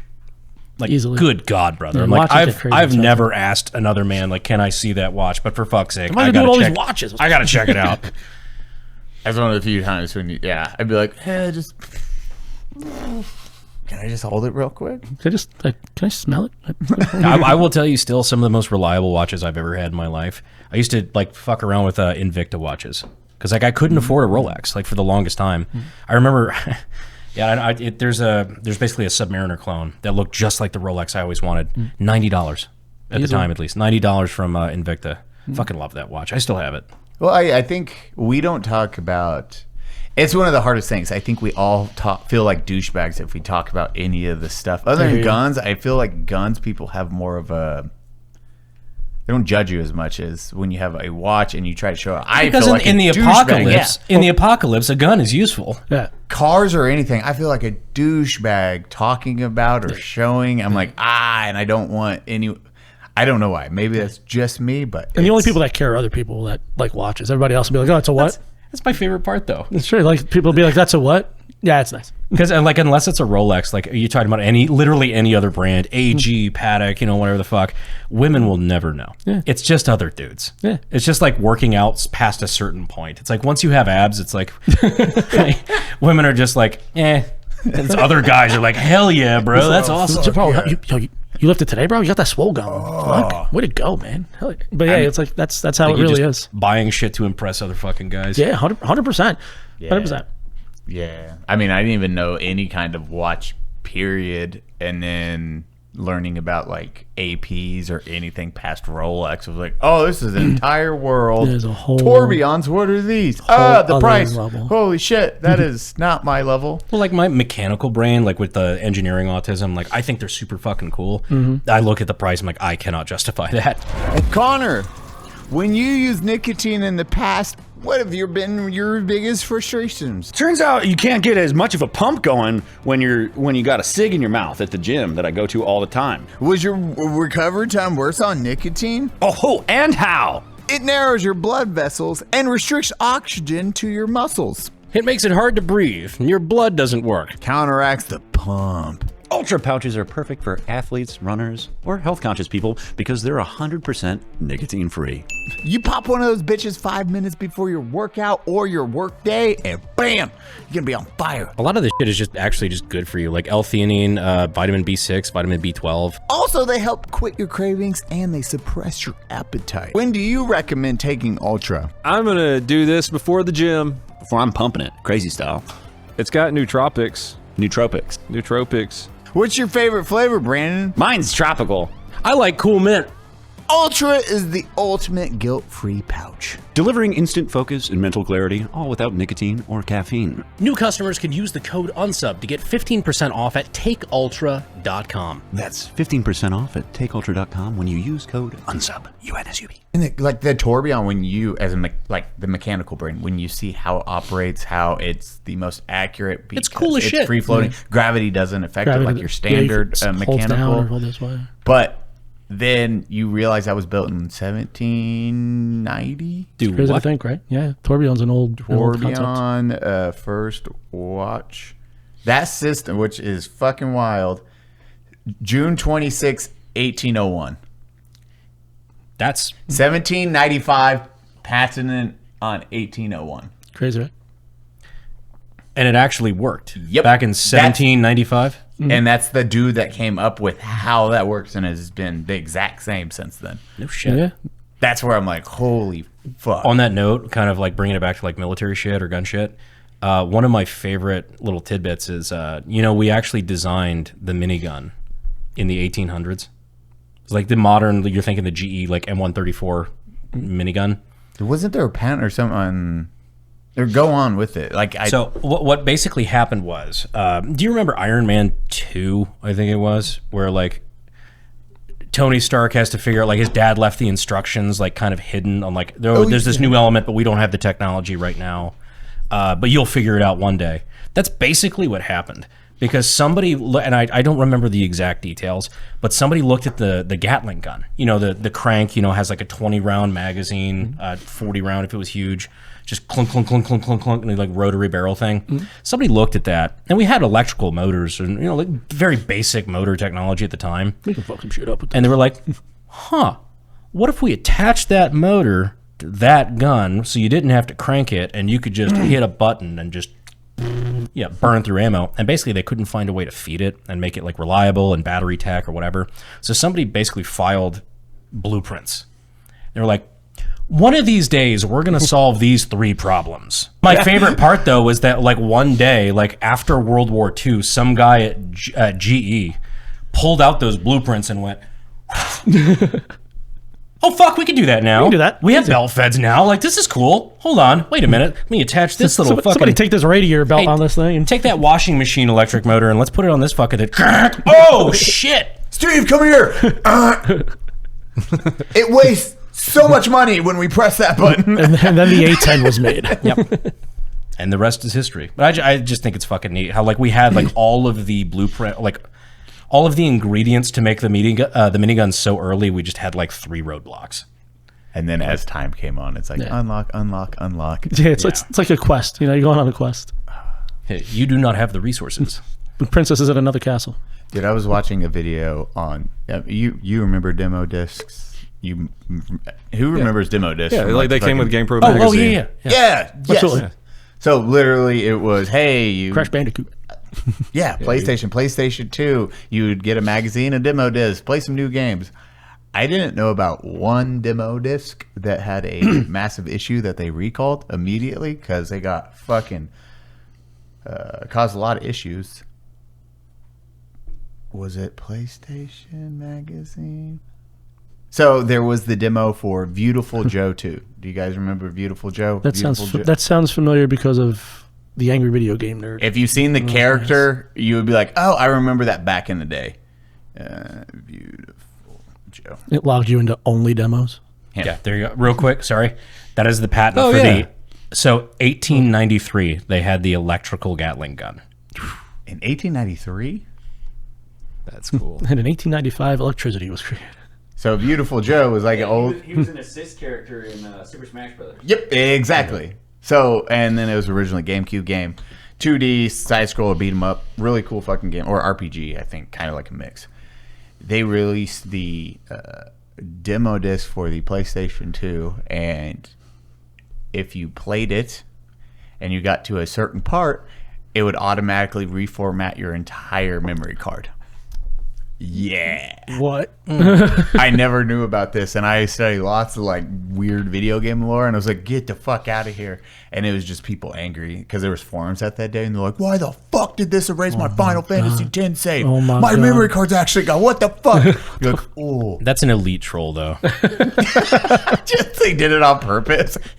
Fuck these nerds. What if it was just one guy quiet quitting from the company? He did a good job. Did you guys ever do a quiet quit? I don't think so. When I left my job at a restaurant that I worked at, I left a 5 or 6 day old, emptied but still had some in it, chocolate protein shaker. Right in the office. Pop the lid. Oh yeah, you guys know what happens after a few days of that bad boy. Protein stinky. Oh, it stinkies. I actually sorry, Mike. now that I think about it, I quiet quit college because I'd already made the decision. Start college. Because I was already dropping out. So like I knew I was just gonna fucking leave. So my last semester, after I'd already made this decision, so I'm like, man, I don't have enough time, because I'd already started my gun company at the time, the YouTube channel and everything. I'm like, man, I really want to give this my all, and I can't do that because we had mandatory attendance at the school I went to. Okay. And so I saw if I went to SHOT Show and really like tried the AK-50 and like YouTube and everything, I would be losing half of my absences right out the gate in the first like week of school. Okay. So I'm like, fuck it. I'm just gonna drop out 3 semesters deep, give it a shot. And then after that, knowing I didn't give a shit about any of my grades, it was the funnest thing. Let's fuck it. So I was taking a public speaking class at the time, and I think my final like public speaking exam, essentially, quote unquote, we had to like give a presentation in front of the class. I think I completely went off topic and just gave a presentation on why I was leaving the school. I love that. It was fucking great. Talking about quiet quitting college. But you did a presentation on why you were quitting them? It was a public speaking class, so I had to give a final presentation. I like just ignored the prompt. It was basically the college version of this isn't an airport, no need to announce your departure. Basically, yeah. But the cool part was I had a really fucking chill public speaking teacher. She loved me. She was awesome. Afterwards, she was like, "Well, I can't give you a good grade technically, but that's fucking cool. Good luck." Basically, like that's pretty neat. Why I quit college. Oh, how bad was Drive Tanks? You guys, we didn't even get to talk about. We had a fucking tornado touchdown like next to show, which was crazy. 2 tornadoes. One was like an F1 that fucked up the Palladium. Shit. Yeah, and then there was one in a Lotez, I think. Okay, that's why the second one. Was it just F1 too, just like a light? It's very very light, but it still like did some damage. But yeah, it was a lot of flooding in my district, like the basically West San Antonio to like Uvalde, Sabinal, Concan, areas like that. A little bit in Kerrville as well. Yeah, and it was like I've never got that many alarms on my phone before, and then I think I said it, or I don't know if I did, but I didn't know my house alarm system has a different sound. It wakes you up, and then when we went and checked, because we were like, what the fuck is that sound? Went and looked, and it was like tornado warning, take shelter. We're like, freaking whoa, that's a new thing. I've never Dorothy seen 2 is parked in the middle of your street. Yeah, I was like, uh-oh. There's also been the move to make a lot of changes after Kerrville. Like just because a lot of that was the lack of early warning system, and it was in the middle of the night, and a lot of power went out, and long story short, a lot of failures, a lot of small failures accumulated to 135 people dying. Yeah. Shit. And then that's why this year, I mean, was the flooding just as bad this year? In some places, it was a lot worse. That's what I was thinking. Up by me is underwater. The good news, wait, where? Yeah, up by me is underwater in Jersey. No shit. Yeah. Yeah. I didn't even know anything was going on in Jersey. Dude, show the fuck, dude. I didn't realize they flood. Yeah, we flooded bad. Just a quick fucking period. I did not know that was a thing. Go on, Brandon. Just to finish that thought, though, is even though the water in certain places was much higher than it was during the Kerrville flooding last year, it was a lot less violent, and we had a lot more heads up, and people took it more seriously. So while property damage might be worse, only 2 deaths so far that I know of. So the loss of life was a lot lower. Try to find a good one. But Hoboken was like underwater. Maybe if I just search like Hoboken. Well, that's good. There was only 2. I mean, it's unfortunate no matter what. But 2 is too many, but it's much better than 135. Exactly. Yeah, Hoboken's underwater. Hoboken, no joking. Yeah, the Nueces River and everything like that was just destroyed. Or well, not destroyed, but like destroying shit. There we go. Hoboken Beach. Damn. Nutty. I didn't know New Jersey had floods. Well, yeah, I knew we had a bad, and then you guys went out and did the helping out, delivering energy drinks, water. Yeah, we also started that GoFundMe, which is still active, should be at time of recording. Basically we set it up to try to help with a lot of the relief efforts and stuff like that. So the actual name of the GoFundMe, if you'd like to contribute, is Relief for Uvalde Area Flood Victims. It's not just for Uvalde specifically, but it's for all the counties and towns around that. Oh, that's but nice. A lot of those guys they're in a tough spot right now. And the first responders, bringing out energy drinks and things like that for them. It's damn first responders. What's that? Those damn first responders. Those damn first responders. Helping well, them as you know, I'm sure a lot of those guys are working around the clock with very little caffeine. Oh yeah, yeah. And you stopped you canceled what you were doing in West Texas to come back and actually help as much as you could down here. We were going to be going out. We had events scheduled in places like Loving, El Paso, places like that. We still love you guys, but this was clearly where our priorities needed to be. Makes sense. I got a joke I can't make. Cancun. Make it and cut it. Oh, I got it. Got it. But it was awesome to see that, just the response. And then Texas getting, I mean, especially when you see how big of a difference that made in, a year? Right? What do you mean? From Uvalde, like now the new system's in place. Well, people are taking it a lot more seriously this time. So when you get an evacuation warning, you're like, hey, we're about to get a fuckload of water. It wasn't as violent. Like being there and seeing, I mean, you saw it too, like out in Kerrville, like just the damage that the water did. It was just so violent. Just how high that water got. And I mean, it's hard to do it justice. Even pictures didn't do it justice. But when you're there and you know where the water line or where it's normally at year round, and then you see how it just ripped up fucking trees and then brought people. Wasn't one dude found like 50 miles or something crazy from his house? There were a lot of stories like that. You know, the woman that got found in the tree and everything like that. But I mean, you and I went out the first night with West Verdell on the 4th, like kind of cut the July 4th celebrations a little short and went out as soon as it happened. And just looking out at flashlights and shit and seeing like cars in trees and just shit like that. It was, I genuinely have never seen anything like it. That's terrifying. Yeah, I mean, fortunately, we haven't had to deal with too much like that. But yeah, when we catch flooding, it gets really bad. But all the towns that I work for are either on the river or have some sort of water going through it, and it just gets messy. And mind you, those towns are real close to where you guys were, so those towns were underwater. Meanwhile, I'm here. But that's the crazy part about with West Texas specifically is that most of the problem that we have 98% of the year is that we don't have enough water. So we're like desperate lack of water, and then it just all dumps at one time. Fucking crazy. All of it dumps at one time. 2 years in a row now. It's like, yeah. Who do you want to give a shout out? Who gave these? Oh yeah, I had some coins for you guys. That was the sheriff of Ward County. Sheriff Michael. We've got a lot of amazing sheriffs and things like that out. You know, you got Sheriff of Ward, you got the Sheriff of Loving, David Landersman. A lot of great people out in West Texas that really just don't get enough resources.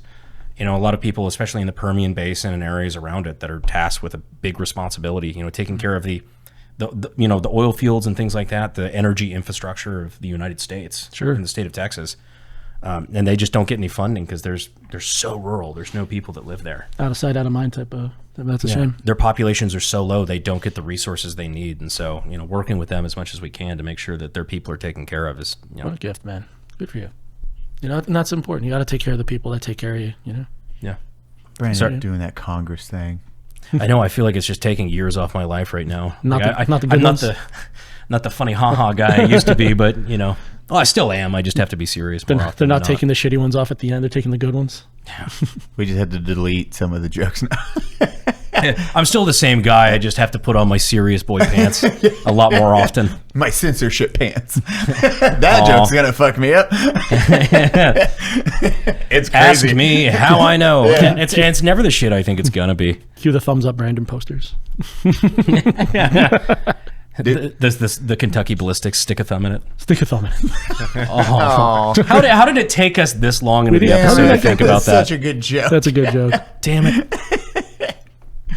Yeah, fuck that. It's awesome to see that and then just being dedicated to it because I would have. Fundraising is awesome. It's also funny too to like, bring it up with certain like law enforcement groups and shit like that. And like, oh yeah, no, I'd love to do something with you guys. Support you. Bring up my buddy. I don't know if you know like Donut Operator, and they're like, wait, what? I thought you were Donut Operator. Wait, who are you? We've been pushing for government this whole time. Yes, this is he. I just thought that was his real name. What the fuck's going on here? That bad. They get hyped up and be like, wait, you'll bring out Cody? Okay, yeah, fuck yeah. I still just tell people I'm you when they ask. It's awesome. I got that challenge going now too. No, Actually, have you showed that off yet? Yeah, I don't know if I've shown it on here. I've got a challenge coin made that says "Not Brandon Herrera," and I give these to people who come up and they're like, "I'm voting for you, man." I'm like, yeah, well, here. I just want you to have this challenge coin. Oh, Unsub's on the back too. I didn't even know that. That's fucking dope. Because I think that was the guy who made your challenge coins. I think he's the guy who makes mine as well. Same dude. Oh, Yeah, what's but- his name? I can tell you right now. Yes, please. I'm gonna give him a shout out because he does fantastic. He's the one that did the Purple Heart coins, or was? Mandatory fun coins. Yeah, he's the one that did the Purple Heart. Purple He Heart did the coins. live Yeah, show the that live were shows. like fantastic. So always a big shout out for him. He's a great dude.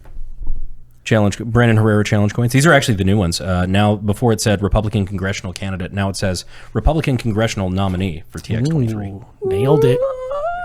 And now it's almost done. You just got to do a little more, and then It's 108 days. Not that anybody's counting. Right? Yeah. 107. Here we come. it was weird reading your nice. Literally, you just posting you racing.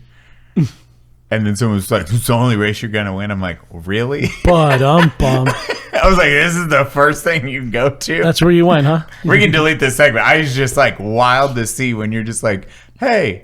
Well, the crazy part was there was like they just like launched a new fucking attack against me as I'm posting pictures of like being there for the Uvalde flood victims and being out there like, hey, or like prayers for the troops deployed. I just got back from Jordan. These guys are in harm's way. Hopefully they come back safe. Like you do little stuff like that. And they're just like, by the way, you're a piece of shit. You And I'm suck. like, okay.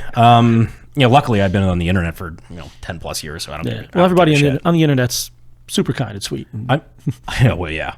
I'm more offended for like the other people, like the people who've just had their children lost, overseas and things like that. Seeing that, it's just I don't know. To me, it's disgraceful, but whatever. Well, and are we allowed to talk about any of the combat stuff going? Sure. Yeah. What do you want to talk about? Well, I just didn't know if it's. I didn't Google or see if it's actually news yet because I didn't even know. You're the one that informed me. It's like, hey, that base you were just at got struck, right? Yeah, that one in particular. I think there was like 10 drones or rockets that attacked that base. 8 got intercepted. I want to say on that one there were 2 wounded. Thankfully, no deaths at that time. But there were 2 more deaths that got reported out of Jordan, and then 1 out of Iraq. So it's still like there's a lot of service members in harm's way. We want to make sure that they get home safe. Right. Are they using drones now, or is it like missiles? It's a combination of both. That's so wild to me. And drones cost like nothing. It's crazy. It seems to be the future of warfare seems to be like reverting back to paper airplane. Yeah. That's what it feels like. Finding a drone that is just minimal cost and just lower the cost and then raising the cost of intercept. Well, when we were there, you never had that did not take place. Missiles coming in did not take place. It was dudes pulling up in their vehicles. They just aim and shoot out a couple mortars, and they were really good at Kentucky windaging of where they're just going to land. They're just trying to hit the base, though, and then they bounce out, and then they go to the next spot. What kind of mortars were they using? Just fucking shit. Like old Soviet shit? Or yeah, literally put out. Like they're pulling up, they're launching it, and then bouncing. Just kicking. That was it back in the day. So I guarantee. I guess I never questioned the supply chain. It's like if it was shit that was being funded by Iran or like old Chinese shit or like Russian shit left over from Afghanistan. Where's it? Iraq insurgents.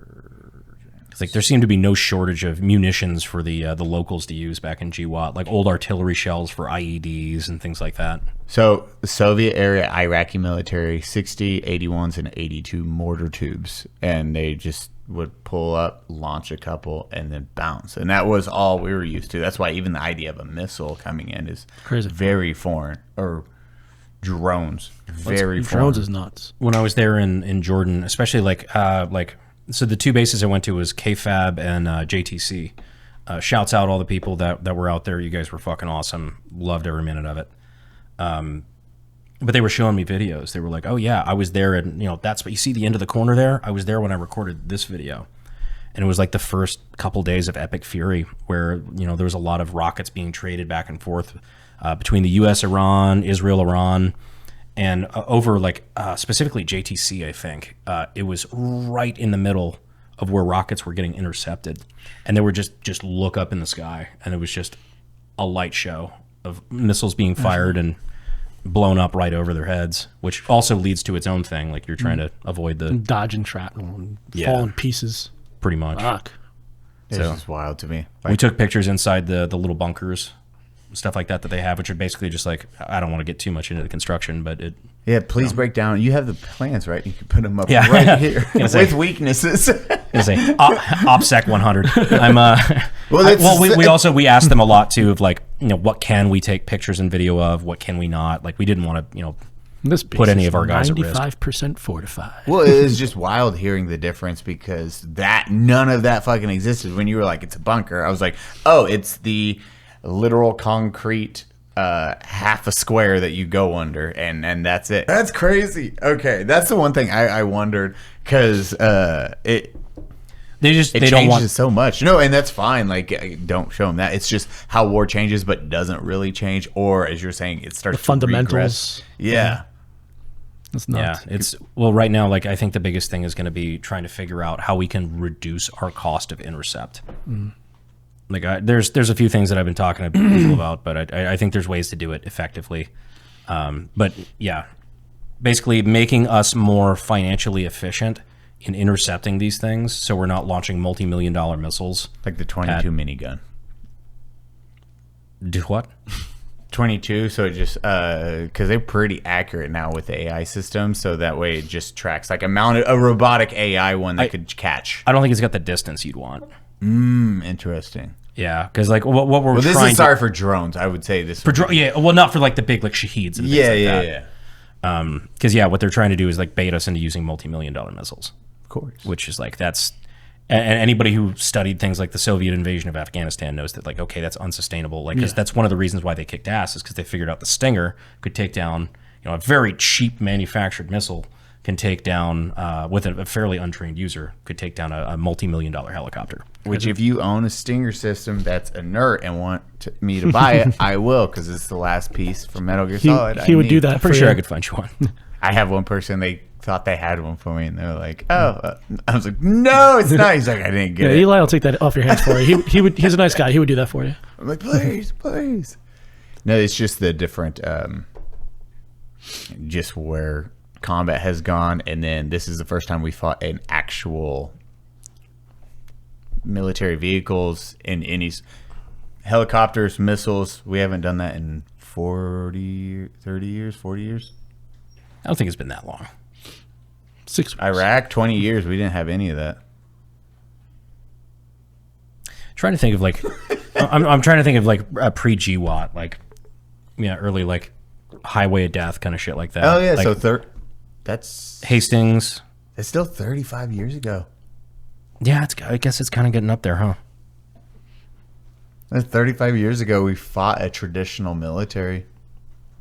Yeah, you have everything going on, like, but we didn't fight any of the in Russia or any of that shit. Yeah. It's just been ground soldiers and then whatever Afghanistan proxy GWOT. wars. Yeah, proxy wars. All we've been dealing with for the last fucking 30-something years. Yay, war. I mean, if I'm not mistaken, I think the global war on terror ended up giving way to a lot of EMS protocol. We had like a lot of people couldn't use tourniquets back in the day and stuff like that. But really, because of GWOT, we ended up being able to use a lot of that. Oh yeah, that'd be interesting. A lot of wound packing from your side like and your side. What changed with GWOT or an active military or war or the tactics that came with it? Because I know GWOT updated a fuck ton on trauma. Yeah, big time. Wound packing changed a lot. Tourniquet use changed a lot, but all because of, and obviously GWOT's not exactly the best case scenario for anything, but that did come out of it. I mean, if it's going to happen either way, might as well learn. Yeah, and we learned a lot. We learned a lot from it. It's tourniquets were less used because fear of you would think that you would lose the limb. Yeah, they would always tell you you're going to lose a limb. You're going to lose the limb, but you do all this research and all that stuff, and now it saves limbs. I've had a few instances where I've had to tourniquet limbs, and I've tourniqueted limbs where that limb was not viable. It's noticeably not viable, but we're not trying to save the limb. We're trying to save the rest of you. But we've also, we've tourniqueted limbs. We've had people have punctures right to their femoral. We had a whole conversation about femoral bleeding the other day, and it's you bleed out fast from femoral bleeding. That's a huge artery, and we've 100% stopped people from losing limbs, losing arms. Don't tourniquet the neck. But yeah, Bullshit. but yeah, if you want to stop a nosebleed, tourniquet the neck. You're all There you go, dude. but yeah, they 100%. If it gets a little hokey, just write the time on the forehead in blood, and you're good to go. That's it. Easy. We'll save your limb if we can. I've had to tourniquet limbs a couple times. I was telling them we had an instance where a kid crashed his motorcycle that he was 100% not stunting into a barricade, into a barricade on the highway, and that took off 3/4 of this kid's leg. And I had to tourniquet it 3 times or two or three times to stop that bleed. But we stopped the bleed, and he survived. He actually still stunts. I follow him on Instagram. He's a pretty cool kid. But yeah, he still does it. Without the leg? Yeah. No shit. Yeah, I'll try to find his Instagram if I can remember the name of it, but I don't follow that many people, so I should be able to find it. Oh, wait, 2 minutes. I thought it was faster. 2 minutes is still wild. You can bleed out from femoral in 2 minutes. 100%. You dump leaders. From your femoral. Oh, it's terrifying. It's the size of your pinky. Mm-hmm. It's huge. And then every time your heart beats, it goes, that's why every time I hear someone say, "Why did he shoot him in the leg? Why did he shoot him in the leg?" I'm like, "Why? You want to fucking kill the guy? What the fuck? You know how dangerous that is?" We've talked that through in the podcast. Yeah, people who don't know anything about guns are just like, "Oh, well, you could just do a non-fatal shot, like to the leg." Like I would, unironically, rather take take one in the shot. Yeah, shoot me in the arm, like whatever. I don't. Yeah, but you're not. I mean, you're not trained to shoot. Also, the level of how many people could in a stressful situation be like, okay, I now need to shoot on the right side or the outside of their leg perfectly to neutralize this individual. Oh, fucking easy. Handful of people in the world. Yeah, easy, piece of cake. Yeah, police officers just like shoot as many times as fucking possible until they stop. This guy's gun went off in his holster. Being very aggressive. But we didn't have, I know we were just trained for immediately put a tourniquet on. If anything happens, you're just tourniqueting in combat. Yourself, you're supposed to do it within like 7 or 10 seconds of you acknowledging you got injured or exploded, whatever it is. It's toss fast as possible. Yeah. Worry about it later if you can. Same for battle buddies. That's why they're all in one central location. Rip it off, put it on them, tie it off. I mean, better to and not need it than need it and not do it. It's true. Worst case scenario, whatever, but you're gonna live. That's kind of crazy to me that like before GWOT, tourniquets weren't like a widely accepted. It just wasn't. Wound packing was almost a no-no. Dude, that's really yeah. Holy shit! The degree you have to wound pack is way more than you would. It's not. Oh, here I have a bandage. Yeah, pressure. No, you just shove that shit in. You're the EMT. Yeah, you have we have. It's the first time you'll ever tell people to shove shit in. Yeah, exactly, 100%. Different hole, different object. Theoretically, you weren't born with the hole that you're wound packing, but yeah, we have hemostatic dressing stuff that'll quick clot, and you just get it in there, fucking whatever it takes. Stop the bleed. That's there's the old adage is blood goes round and round, air goes in and out. Any deviation, fucking fix it. That's our motif. If you're bleeding, we got to stop the bleed. That's our first thing. It's they teach you your ABCs, right? Your airway, your breathing, your circulation. Unless you're bleeding, then it's C first. You got to stop that bleed. Otherwise, you're not gonna make it. Who cares if you're bleeding? You're breathing super great.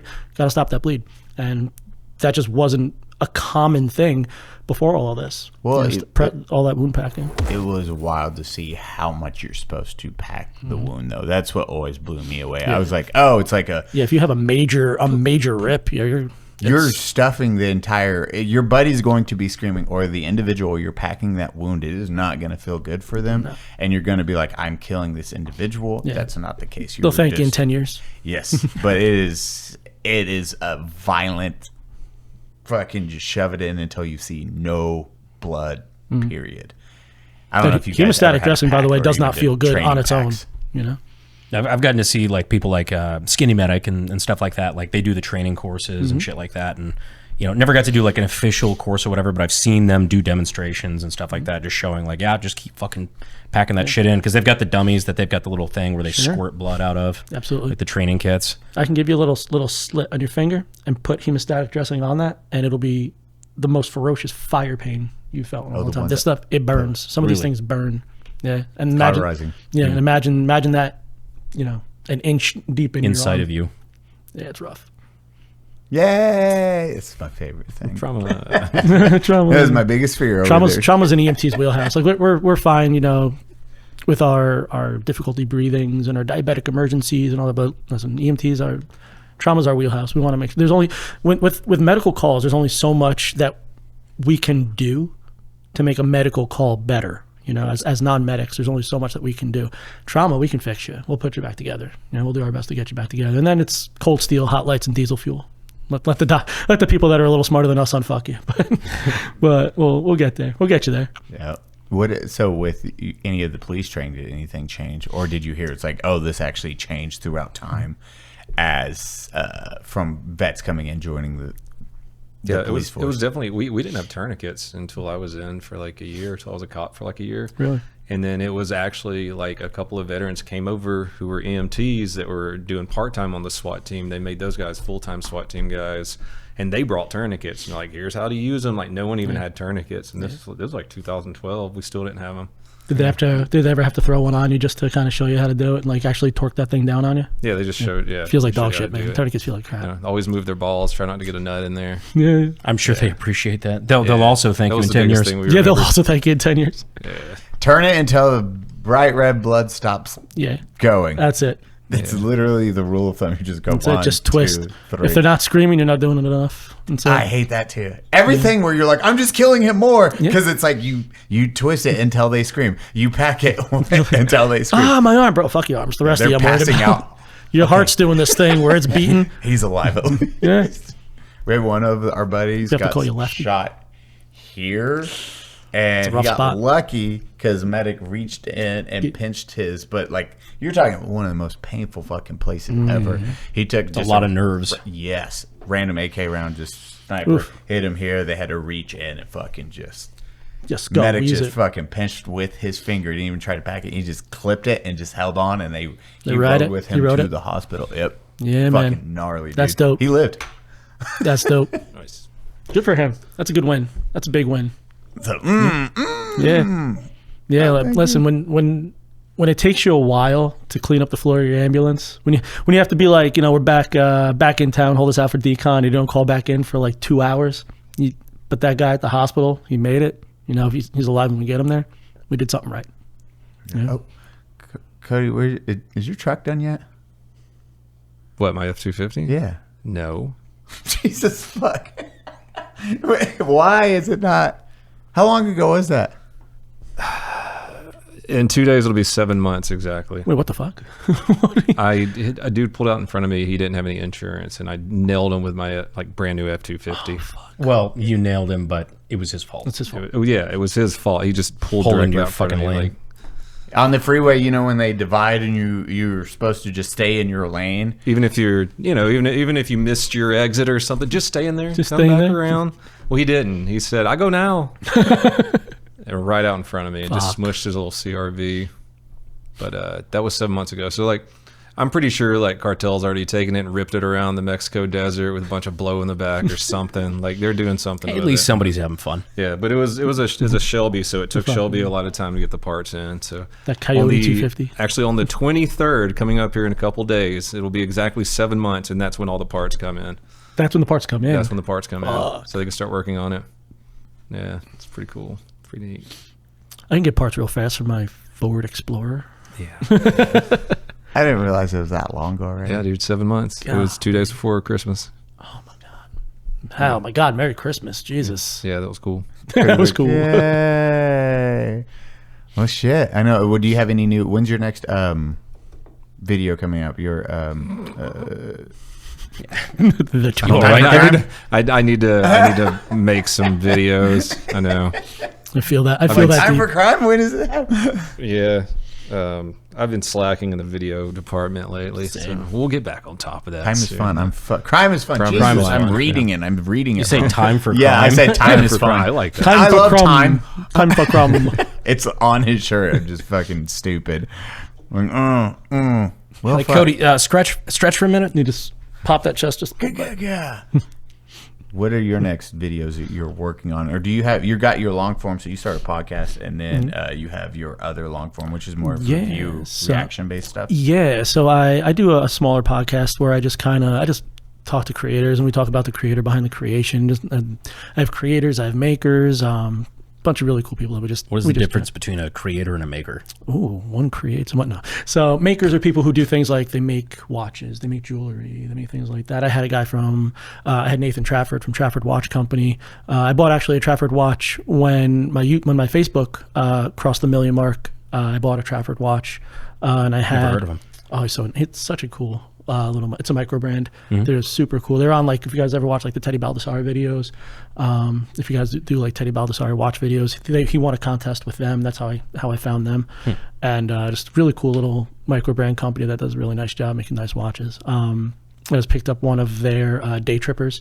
I can show you that one. But I have what's a day tripper blue. So that was Trafford watch, day tripper. So it's not exactly this watch, but it looks similar to this. Okay. One of these guys. But yeah, so we do the podcast. We do my short form is over on the original Badge 502 channel. And then I started doing through my 502 reviews. That's the new channel that we created, was 502 reviews. And that is kind of reaction videos to, now listen, I've never been, I work in law enforcement, sure, but I've never been a cop. I've never been in the military, unfortunately. And so it's hard for me to speak to like weapons and tactics and things like that and shootings. Like I don't understand that enough to be able to speak educationally about it. But I can bust balls as good as fucking anybody. I can make fun of you and you will not know I made fun of you for another 45 minutes until I walked away. So what we are doing is things like DUIs, cases, stuff that a 911 dispatcher would send you to, have to understand, EMTs would show up to, and we're doing like DUIs and EMTs showing up to a DUI. Oh yeah, we do it all the time. Really? Oh yeah, when people crash their cars. Oh well, yeah. Well, yeah. All the time. That makes way more sense. In the words of Ron White, anything's a DUI checkpoint if you crash your car into it. Exactly right.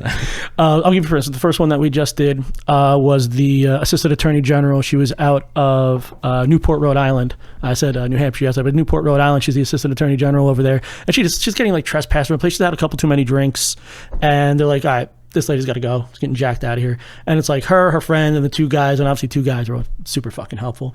And then she's with her friend who's just screaming, and it's Newport, Rhode Island. They're just hoity-toity rich motherfuckers who just want to free.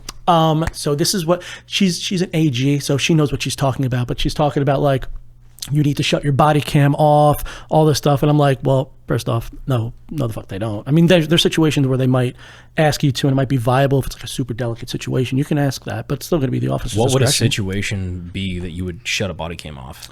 So, yeah, so if it's like a DV conversation that is getting hyper personal, if they're talking about juveniles in a certain way, but there's certain things, again, that officers can technically have the ability to do it, but they're still not going to. You're going to cover your bases. Like, no officer is really going to be like, we're shutting our cameras off. I was going to say, I feel like no matter what, like even if it is super delicate, like that's something, if somebody admits to something that's like, oh, well, that's like a child crime. Like, exactly. You want that stuff on. There's so I can think of very minimal reasons why anyone would shut a BWC off. But she keeps telling them that they have to shut it off. You have to shut it off. Now, mind you, she's in the middle of a wide open restaurant front with a couple cops, and she's just screaming, "I'm an AG, I'm an AG, I'm an AG." And I'm like, well, you're fucking. First off, there's two aspects of this, right? First off, you can't just scream, "I'm an AG," and expect people to help not do something, because first off, look at all these people that are watching.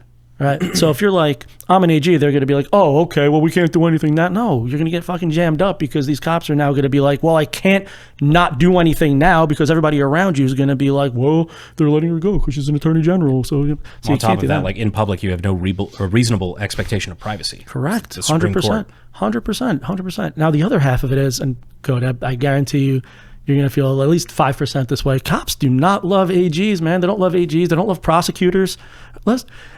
If I was to arrest somebody for 15 freaking crimes, and I go to court and they drop 9 of those crimes or 13 of those crimes, what the hell did I do all that work for? I just did all this work and these guys are just like, nah, you're good. We're just going to get them on this and we'll call it a day. Especially in your area. I guarantee it's fucking What? Oh yeah, never mind. Now I get why you would not like them as a. I'm not going to bring this partisan wise, but let's say I'm assuming this was a soft on crime AG. Dude, it's Newport, Rhode Island, baby. You know. So was it a soft on crime AG? 100%, most likely. Like there's a spot in it where I was like, the cutaway was, what's your superpower? I'm rich. It's like that's it. Just a bunch of rich people that that aren't used to being told no. And I think she said one of the officers was like looked over at the guys and was like, "Can you get your kids out of here?" They started getting real angry. I'm like, "That's fucking hilarious." Like maybe not the height of professionalism, but still fucking hilarious. And please get these kids out of here. It's fucking ridiculous. But yeah, so we're doing things like that where it's going to be just breakdowns of things like that and just kind of chop busting. And hopefully it's funny. Hope you guys like it. I like to think I'm a little funny sometimes. And yeah, stuff like that. We'll let the comments decide. Yeah, we'll let the comments decide. I did the watch thing for you, so that took me an embarrassingly long time to figure out. So I had full disclosure. I had told Eli about this on Say Hi yesterday. I'm like, listen, I'm 100% doing this. I'm like, I don't know if the watch guy is going to notice, but I wonder if they're going to notice because I'm going to make sure that I'm keeping them like kind of close and kind of jingling the G-Shock around, banging it around a little bit. But I was like, it took them a surprisingly long time. I had 3 on by that point. Yeah, I didn't get the 4th one on. Hey. And then where can people find those ones at? Like where do the internet people find you? Dear internets, how are you? I am fine. 502 Reviews over on YouTube is the new channel. We're pushing to get that legitimized, make that take off. And once that happens, the Quiet Shift podcast is going to move. By the way, that's the name of the podcast because I'm a first responder and I love chaos. So the Quiet Shift podcast is going to get its own YouTube channel. Right now, we're just building watch hours, and it's going to be over at 502 Reviews. It's going to be a good time. He's also starting a G.I. Joe figure review channel. Yeah. I already have one. It's a little out of shape. Slightly used. It's a little out of shape and smells funny. This one suck. Put it in your butt. Yeah, seriously. 2 out of 10. Yeah. Great phallic shaped object to place in there. For some reason, the G.I. Joe figure is like this now. I don't understand what happened. It also has one tear line. He hits your prostate button. Good God. He found G.I. Jesus after that. And then where can they find you on 502 on everything other than... Yeah, Badge 502 across all social media platforms. On Instagram, it happens to be EMT Badge 502. Yeah, it's a good time, man. Come hang out. Come hang out. And then we're going to go... We'll do an after show today. We're going to do an after show. And then we'll have Mr. Cody close us out. Thank you guys for joining the Unscribed podcast today. I was joined by Eli Doubletap, EMT Badge 502, Brandon Herrera, myself, Donut Operator. Catch us on the after show on Patreon, where we talk about girls. All the girls. Yeah. Chicks.